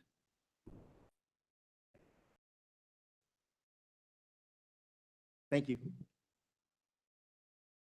Councilman, I think we have Hussey and then Fitzwater. So I think there's just really three questions I still have on this tonight. Sunset is one of them. Second one that I've heard a conversation about is which ballot to put it on. Third one, I think that Councilmember Graham communicated some uses, but I don't think we've collectively had that conversation. We worked out in great detail yet about what those uses might be, and I encourage us not to get too detailed like we try to avoid on the capital improvement sales tax. But in terms of what does that mean for salaries or equipment or these sorts of things, I don't know if that's clear quite yet for me, specifically what that might. And I guess why I add some caution to that is that I know that the Fraternity of Police has made multiple presentations to different council, either committees or the full council, and they've spoken to some community groups, and I think they make a compelling case about the need to raise that minimum salary, starting salary, and some other pay disparities. And I think that we can communicate to say that this money would go towards salary. I would caution us to communicate or have it be kind of assumed that this public safety tax would take care of that issue in those eyes. Haven't explored it a little. So I don't know specifically how to best navigate that, other than to say that maybe some of these funds go towards salary. I think another point to consider is that public safety tax passes, okay, that dedicates 2.8 million. I don't know the accurate number that's already within the budget that's going towards public safety. Is it clear quite yet, everybody's eyes, is this just an additional 2.8 on top of that baseline that's already there? Or does that help offset something that frees up a little bit out of the general revenue pot to take care of something else? I don't know yet, because I don't know if we've had that discussion and conversation yet. I don't know if it's critical before something's put on the ballot, but I'd hate for us to get to a point where something's put on the ballot, it's communicated, it passes, a lot of bickering going on because everybody misinterpreted how exactly this might be implemented, what the true intent was. Third body cameras, that's a compelling to include, to make the case to the voters. In terms of the salaries and what he don't know, and I just want to make sure that we're kind of transparent with our public safety personnel within the city, so that their assumption is not, if this passes, these things are going to happen, and then it's to a budget reality to say, hold on, it's not quite happened. It's going to have to look. That's what I offer tonight. I don't know if we're at a position tonight to make a decision or not. There's still some questions out there. Thank you, Councilman Hussey. Councilman Fitzwater. Yeah, thank you, Madam Mayor, and I appreciate us kind of leading my discussion. Yeah, I think it's safe to say that there's nobody sitting around this table that's not fully aware of the needs of public safety, police and fire, and support trying to rectify issues that are becoming very clear, and each presentation we hear, I think, becomes clearer. So I think the support for public safety is very well demonstrated. But as the councilman indicated, I don't have enough information to be able to make a decision yes or no on this issue. I think the questions for me continue to be, have we quantified the immediate needs? And I know salary in a broad category, as he indicated, and I've spent a lot of time over the weekend and have sat through a couple of the presentations from Jeremy Bowman, and I really appreciate the numbers. It's a very complicated report. Gives some really good comparison numbers in some respects, but there's still some things. I want our people to be the best, and I want to be able to retain the best. But I mean, there's still questions out there. I know Mr. Kroll sent out a suggestion or a comment that, you know, we have not revisited the compression issue.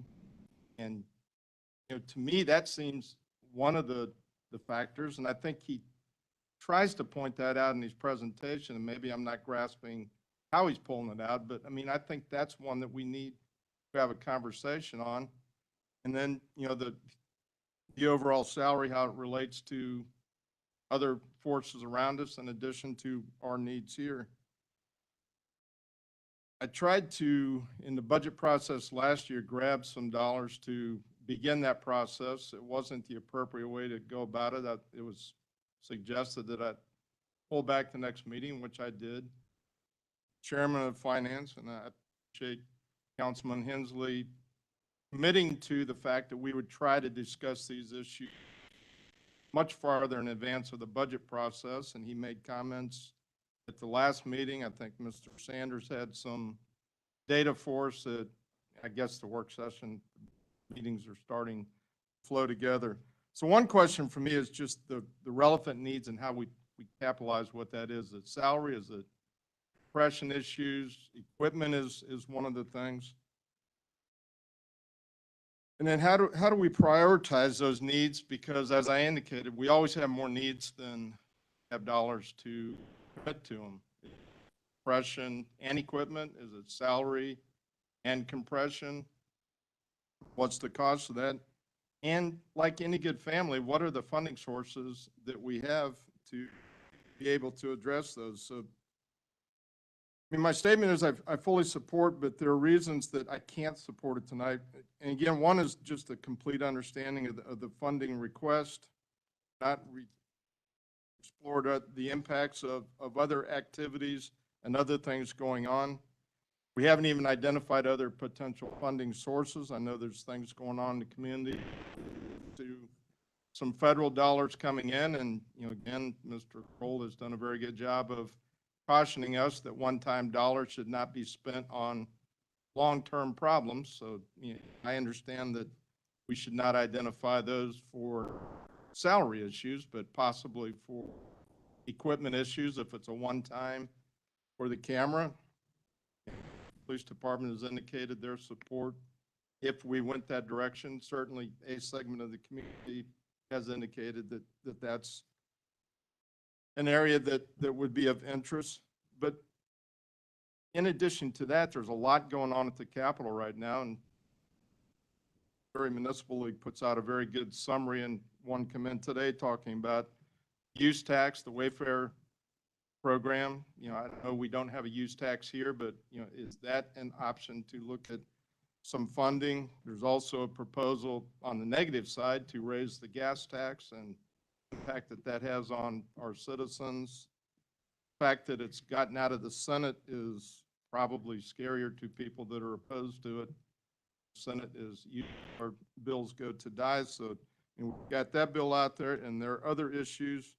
Price of gasoline's gone up 75 cents a gallon just in the last couple of months. So my message is people out there are feeling these in the pocketbook, and I want to make sure if we're going to propose something, looked at all resources, all options, exactly what we're asking for, do it in unison. So my closing, I'm committed to addressing the above, but I think it needs discussion before I can support it. I cannot support it tonight. I support it tonight. Mr. Hussey raised another one of the issues. I'm not comfortable with putting two taxes, especially a new tax, on the same ballot. But I'm willing to listen to professionals, but I would be very uncomfortable. We cannot afford to lose sales tax H. It's too critical to this community.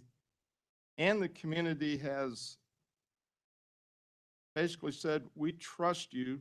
The last times it's been up, and I think 30 years, 5 years, so they trust us, and that's why I was trying to get to the bottom, and you did a great job of answering me. I mean, I don't need a checklist of everything we're going to fund tonight. I just want to know what my responsibility is, and if I've got to push back and say we need to get more aggressive, that's one thing, but we cannot afford to lose that tax and to put two on at the same time. I just feel uncomfortable about that. The last point I'd raise is just the timing of it, that in, I know Councilman Graham, Councilman Hussey have spent a lot of time on this issue, but we've got new council members coming on in several weeks. We as a group are going to have to live with whatever decision we make ultimately on the public safety tax, and I would just lay out there that maybe they deserve an opportunity to vote on that issue. It's not to take the vote out of two people that have worked very hard on this issue and other people around it. Not trying just to single the two of them out, but those of us that will be on council next year are going to have to justify, live with, defend, celebrate whatever we do. So maybe that is a reason. We've got till May 25th to make a final decision. If it's going to be August, I would argue against August if we're going to do it. I appreciate your indulgence. Thank you. Thank you, Councilman Fitzwater. Councilman Graham? I just want to say, I've got a lot to say, but I'm going to try to be as small as possible. I guess one point of clarity is that we're not asking this council to be the ones that say, yeah, this is what we did. No, we didn't do this. We're simply asking that this language goes to the ballot for the citizens of Jefferson to be the ones that say yes or say no. Not this council. Only thing we're asking this body to do is to say yes to go to the ballot or no to go to the ballot. It's just that simple. We as a council cannot support or deny anything that's going to the ballot. So it would not be on this council or the next council to do that. But what we are asking, or what we listened to this presentation, FOP did a wonderful presentation. We know the needs. We're losing police officers, senior officers right and left. I was just told we're losing another 3 real soon. And it's all centered around pay. All centered around pay. Who wants to pick up a telephone, dial 911? We have an emergency. We need to send 4 or 5 officers, and we can't because they're all leaving. This all impacts us. And I think that we all, as citizens of Jefferson, deserve an environment that is safe. While we're sleeping, while we're doing other things, they're out protecting us, making sure the city is in order, and taking bullet shots and all of that. That's what they're doing, defending their lives for us. If there are certain needs that they should have, I support that. But what we're doing as a body is asking the citizens of Jefferson, do you support this? It's not about us. We're moving it on to the citizens of Jefferson to say, what are your thoughts? You're the ones that matter. Do you want to keep it as a safe environment like we have? There's crime issues in Jefferson City, whether you want to say it or not. We do have issues, a lot of issues. And from what I've heard, people in the community are supportive of this public safety tax. If we can't get in a room and say, this is what it's going to be used for, this is what it's for, then it says to me, we don't want to do it. And I hope that's not the problem. I hope that's not the issue. But the only thing this body does, it says, put it on the ballot. Let the citizens do it. Vote yes, vote no. And I think it's a compelling enough story out there to say we can support our public safety, which is fire and police. Thank you. Councilman Hussey and then Councilman Fitzwater. I would just encourage us. I think that, but I support this. I support the tax. I recognize the need. I think what would be beneficial is similar to the capital improvement. We have an idea about percentage allocations to particular areas. So 7-year sunset is the preference. Well, that's about $18.6 million per 7 years. If it's 10 years, that is 28 million. I guess I'm kind of curious, like, next step in my eyes is to say, okay, do we have an opportunity in the next few weeks at least to add some greater, looks like, out of that 19.6 over 7 years, decision is made to support equipment and buyers. How much is that? We want to allocate a certain percentage to salaries and personnel costs to deal with compression, those kinds of things. How much do we anticipate goes to something like that? I think that clarity or that greater specification would all of us at least make me feel more comfortable with, all right, there's a direction with this. Again, I know we just took a vote to put the capital improvement sales tax on the ballot. We didn't pass a resolution that said it's going to be allocated this way in these categories. However, there's a 35-year history there about how it's been allocated and spent, and so I think we all have a sense as to what that might look like. At that point, we're probably talking more about the margins on category, 10% or 9% in this category, opposed to what should we spend it on. And so I think we can get there here before this council term is finished, but I think it just requires a little due diligence there to figure out in that particular category, can we address all those things that we need? And I'll bring up a point too, is Chief has multiple times presented over the last few years to the Public Safety Committee, at least, about the kind of the growing list of capital needs in the police department. And one of those that keeps rising up there is, I think, like a complete renovation and an addition of a new floor to the police station. It's like a 7 to 8 investment, almost 10. And so it's one of those things that I look at and say, well, we're never going to get to that unless we think differently as well. And so to me, it's like, you know, current capital improvement allocation, current general revenue dollars aren't going to get us to that. Is that a factor in recruitment as well? The station itself and the locker facilities at a standard that is causing folks maybe not to, does that need to be incorporated into a tax, like say, hey, it's going to address some of those things as well, which are also recruitment and retention. And I know that's on the list. I know it's going to continue to be on the list. I don't know how we tackle that one in particular either. So I would just say, I don't think you're going to find anybody around the table here who's going to say supportive of public safety, right? It's just, how does everybody, what does it take in your mind and say, I'm okay with that particular ballot? It takes us just a little bit of time to still figure out. That's fine. Because what I would prefer not to do is to vote on it and somebody ask, hey, that public safety ballot measure, it's going to be in the ballot. What's that going to do if it passes? There's 11 different answers given out. One of us, it might be salaries. It's going to address the compression issue. Somebody might say, oh, it's going to raise the starting pay. Oh, it's going to be body cameras. We haven't had that conversation to clarify. To want to get there before we put. Thank you. We have Councilman Fitzwater and then Councilman Kimna.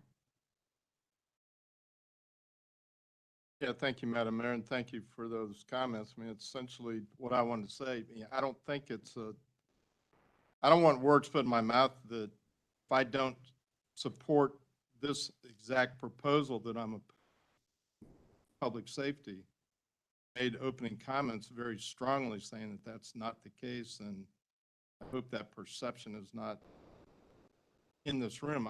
I support trying to find solutions, but I personally, and I know the people that can make the decision for themselves, don't support immediately throwing a new tax at the citizens either.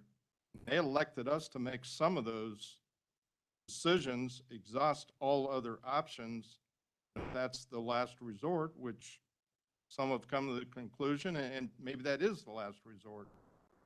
But I'm not ready to make that decision tonight without additional information. But that doesn't mean I'm not willing to make the decision. Again, I think the report very clearly lays it out, or which meeting it was, but we had some feedback that the situation's even worse now than it was before it was generated. So not naive enough to think that this thing's going to go away if we just keep ignoring it. So my concerns tonight are not a way to push it into the future forever. The people of this city depend on us to make some of these tough decisions before we go out and ask them to dig into their pockets. There have been taxes turned down in this city when they weren't presented the way Councilman Hussey indicated, with a clear vision of what they wanted to accomplish. My question is, what happens on August 3rd, I guess it is? If this thing doesn't pass, is there a plan B? We're pretty well into the budget cycle by August to try to put the brakes on it and address some of these issues. All I'm saying is, why can't we have those discussions up front? If this is the solution, then we're going to have to make a decision as a council, but I'm not ready to make that decision tonight. Thank you, Councilman Kimna.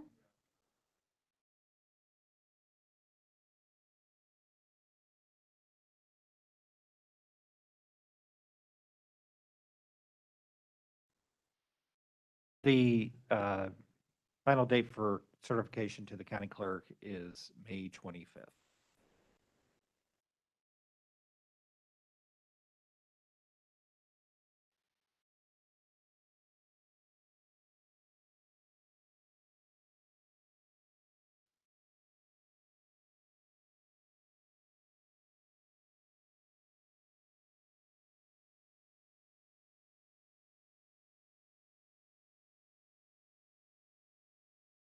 I'm sorry. How many for the staffing for the, add in the fire department as well, talking about compression? Quite a bit. I mean, I think, my point is, I think if we're looking at compression in the salary, it's something that we have to address. So I think body cams and stuff like that, we can figure out maybe other methods to pay for that. Just kind of moving this forward. And I agree. I think putting this on the same ballot with another tax, it is a little scary. We don't know how the voters are going to take that.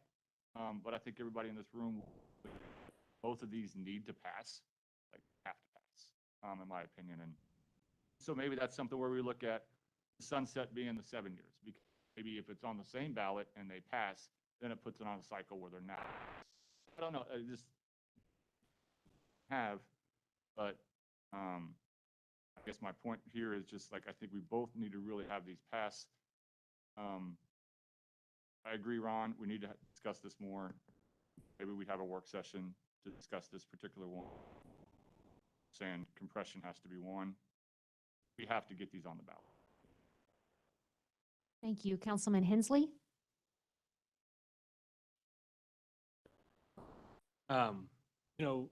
We're here because the last several years, last 3 anyway, I'm about to start my 4th. We have some aggressive finding and cutting without reducing core services that every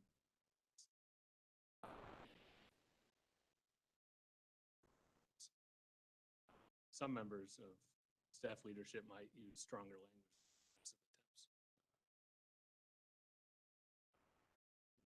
from every angle. We're talking about this proposal because of our ability for some time now fund basic elements of our police and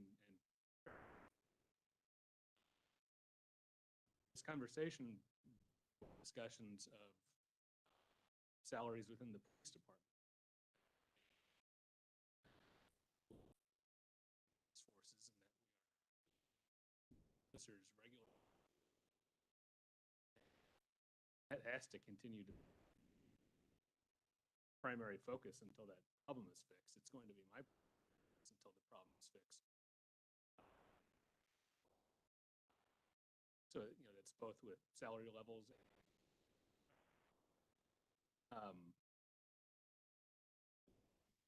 dedicated funding, at least a foundation in these departments. Funding is able to provide all that they need,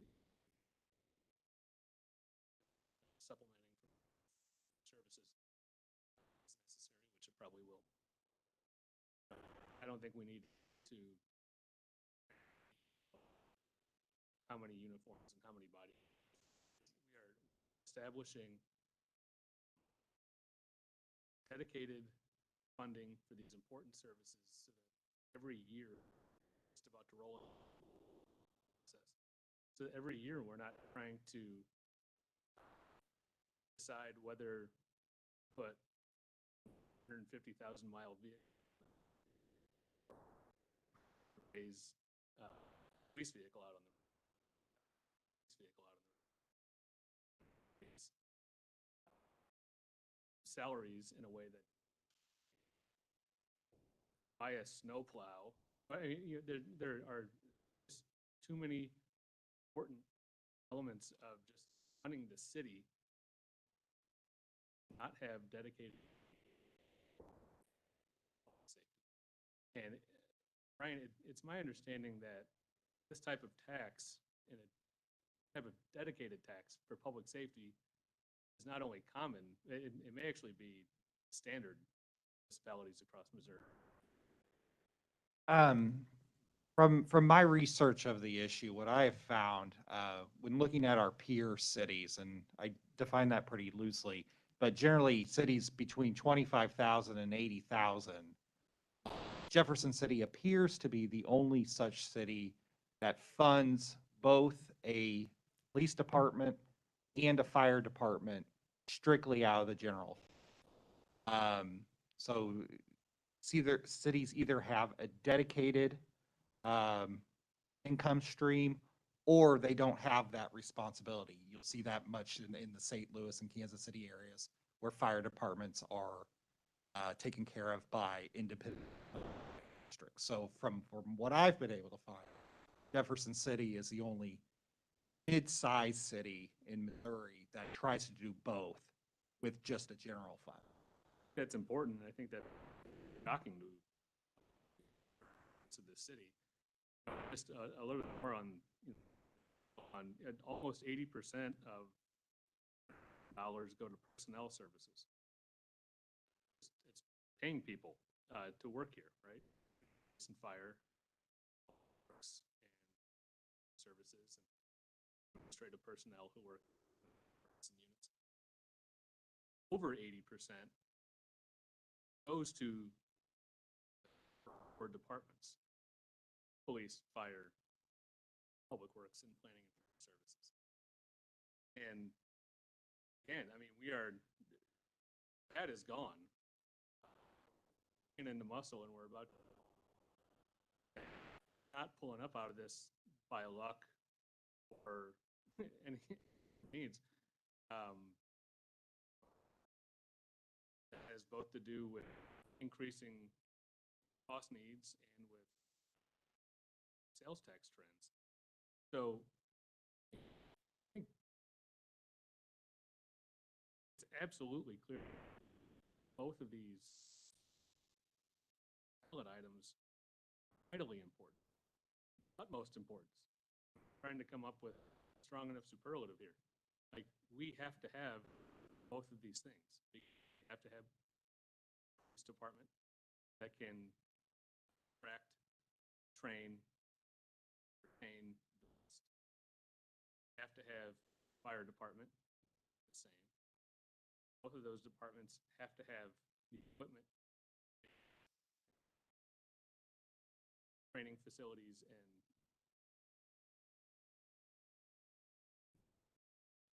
to do their jobs effectively and safely. And I think people here understand that. I mean, I haven't heard a whiff of even concern, like light concern. Question, I haven't had a question about, oh, how exactly is that breaking down? Instead, it's, yeah, it seems like that's been a problem for a while. It seems like this is a smart way to address it. And when you add in the fact that we're the only one without one in our size range of cities, it's abundantly clear. So for a community today, for the future of our community, I mean, it's not just retaining police officers, firefighters, it's retaining residents. No one wants to stay somewhere where they don't. And I think we can't ignore that fact. So both of these ballot items deserve to be heard by the voter. First available opportunity. Maybe I'm naive and proven wrong if we fail. I just see that happening. Effective.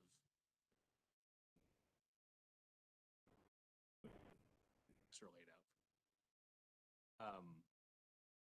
And in terms of breaking down,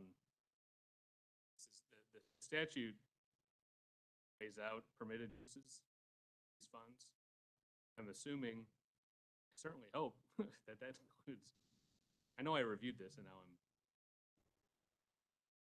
as long as that includes personnel services, it's the way to go.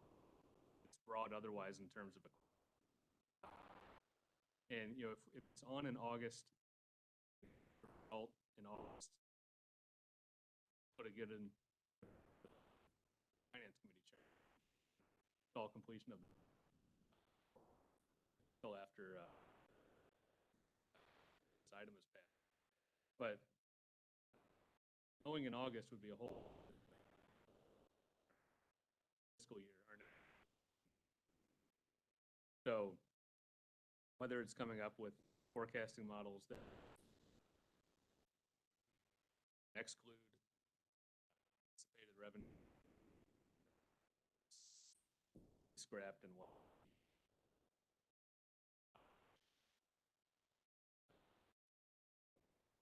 A little bit of extra work and we'd appreciate it.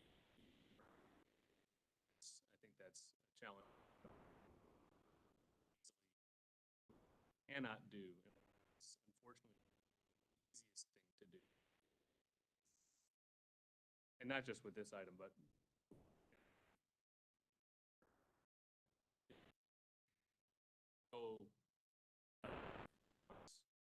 turns into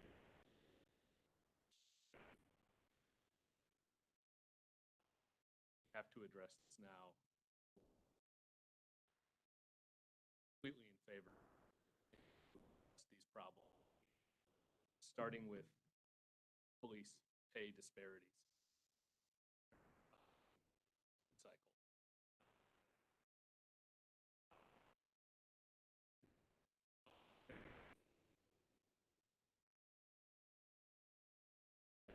Season place to the, but have to with the so essential people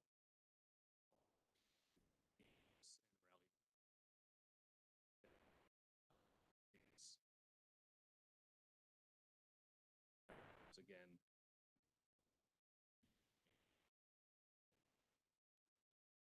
Back to sunsetting. Cost up for me, but 7 and 10 years. Sunset clause on makes sense. See cycle with respect to sales tax. I mean, every 35 years, I guess. Strongly support. Thank you. Thank you, Councilman Hensley, and I would agree with those comments. Any further discussion? I just want to say to the councilman, I wouldn't want you to hold off on budget because according to the language, this wouldn't kick in until January 1st, 2022. Am I right? Correct. So I wouldn't want you to hold off until then. So just a point of laughter. You. Councilwoman Wiseman? I'd like to make a quick argument against that provision, public safety tax. And reason, well, it seems like a sunset attractive sort of taxes. The reason I'm going to make the argument again, we're talking about a lot of things that have ongoing ramifications in the budget. So if we're talking about salaries, what are we going to do doesn't pass again, just lower everybody's salary. We get body cams that require IT, and it's gonna be ongoing maintenance and IT. What are we gonna do? Just take away the body cams and tell our citizens we don't have that anymore? Not to mention, we have ongoing issues with both fire and police. We just had to bond for vehicles for, and those are just ongoing costs that we have. The requests are over and over and over again. I think that those are ongoing things that we're always gonna have to do. This tax in particular is gonna be really important for making sure we have those vehicles, making sure that all of those things talked about before are completely funded, and we don't have to take any of that away. My concern about sunsetting is give somebody a, I don't want that to happen. I don't want to give the public something. This is a great tax. I think I'm fully supportive of it, and I'm also really supportive. I don't want to spend the extra, so let's just combine it all in one. Everything else. Thank you, Councilman Wiseman. I agree with that also. Further? Councilman Hensley? I didn't want to.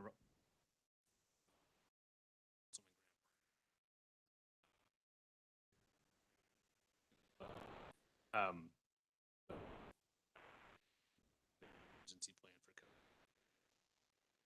So let not your heart be troubled. I knew the chair would come up with something.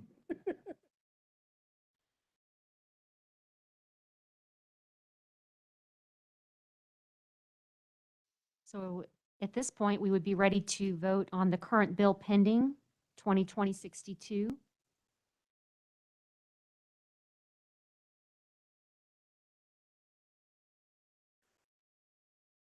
Yes, With which? and that one has no sunset, the No current sunset? bill. Madam Mayor, Councilman Hensley? while I would comfortable voting on this tonight, council who obviously have said that they conversation, and certainly there's conversation before to allow that time rather than necessarily vote. So if So- the sponsors would be interested in placing that on the informal? As one of the I would be too, long as, with the understanding that our next council meeting, it would come off the calendar for a vote. It's definitely. Councilman Hussey and Wiseman. And those are our 4 committee chairs, if people are wanting sponsors. So those 4 are, I've heard a request to place that on the informal. Can I say one other Councilman thing? Graham? For everyone who's still hesitant and still have answers they would like to be answered, I would please email our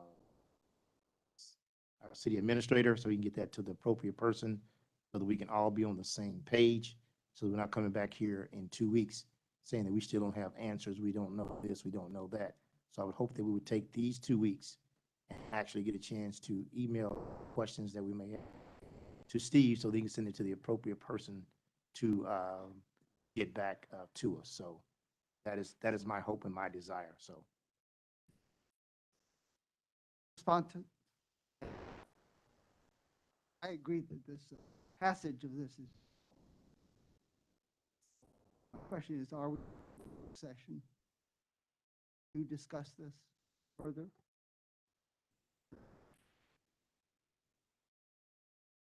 We could do that. I know that we're working on scheduling a work session for the previous bill as well, so I don't know if we want to do 1 work session or 2.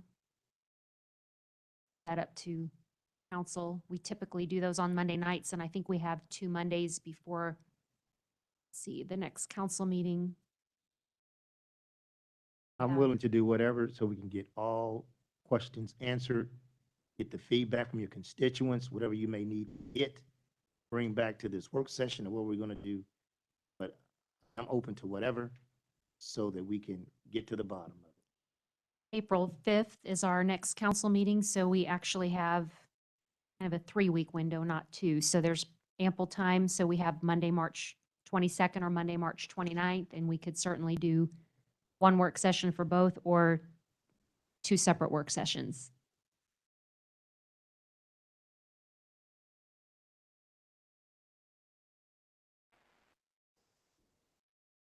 Work session separately, session on this first, since we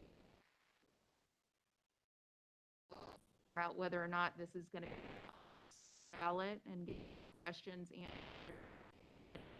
forward. That's what's going to be. I agree. So does 29th work for everybody? Typically, Mrs. Donaldson will send out a kind of a email to verify, but it looks like let's pencil in the 29th of March. And we typically do those at 5:30 here. Sound good? Thank you, Madam Mayor. Great discussion this evening, and thank you all. Moving on, taking up the rest of the bills pending. I have nothing on the informal, no resolutions. Item 16, any presentations from the gallery on other topics? Anyone signed up, Mrs. Donaldson? No. Anyone online signed up? No. Okay. Item 17, do we have any council and staff discussion of presentation topics? I just wanted to say that former council member Larry Henry has been listening. He said since the start, and he wanted to certainly say hello to everyone, and he's been listening to us very thoroughly. So I wanted to hear that I said that. So That's great. We appreciate and we miss Councilman Henry, and he's listening all the way from Arizona then, right?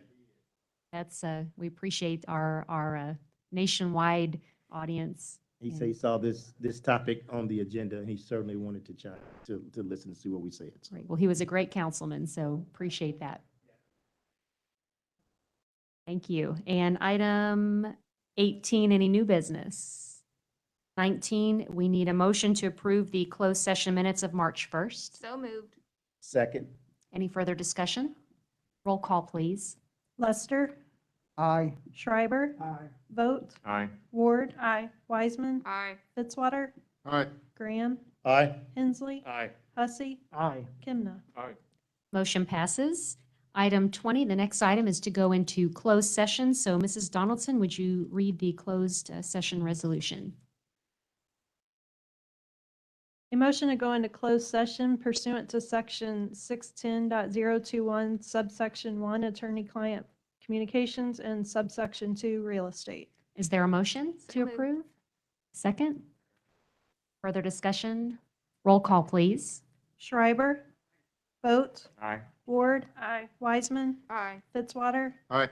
Graham, Hensley, Aye. Hussey, Aye. Kimna, Aye. Lester. Aye. Motion passes, and we will go into closed session here in about 2 minutes here in this room. Thank you, everyone.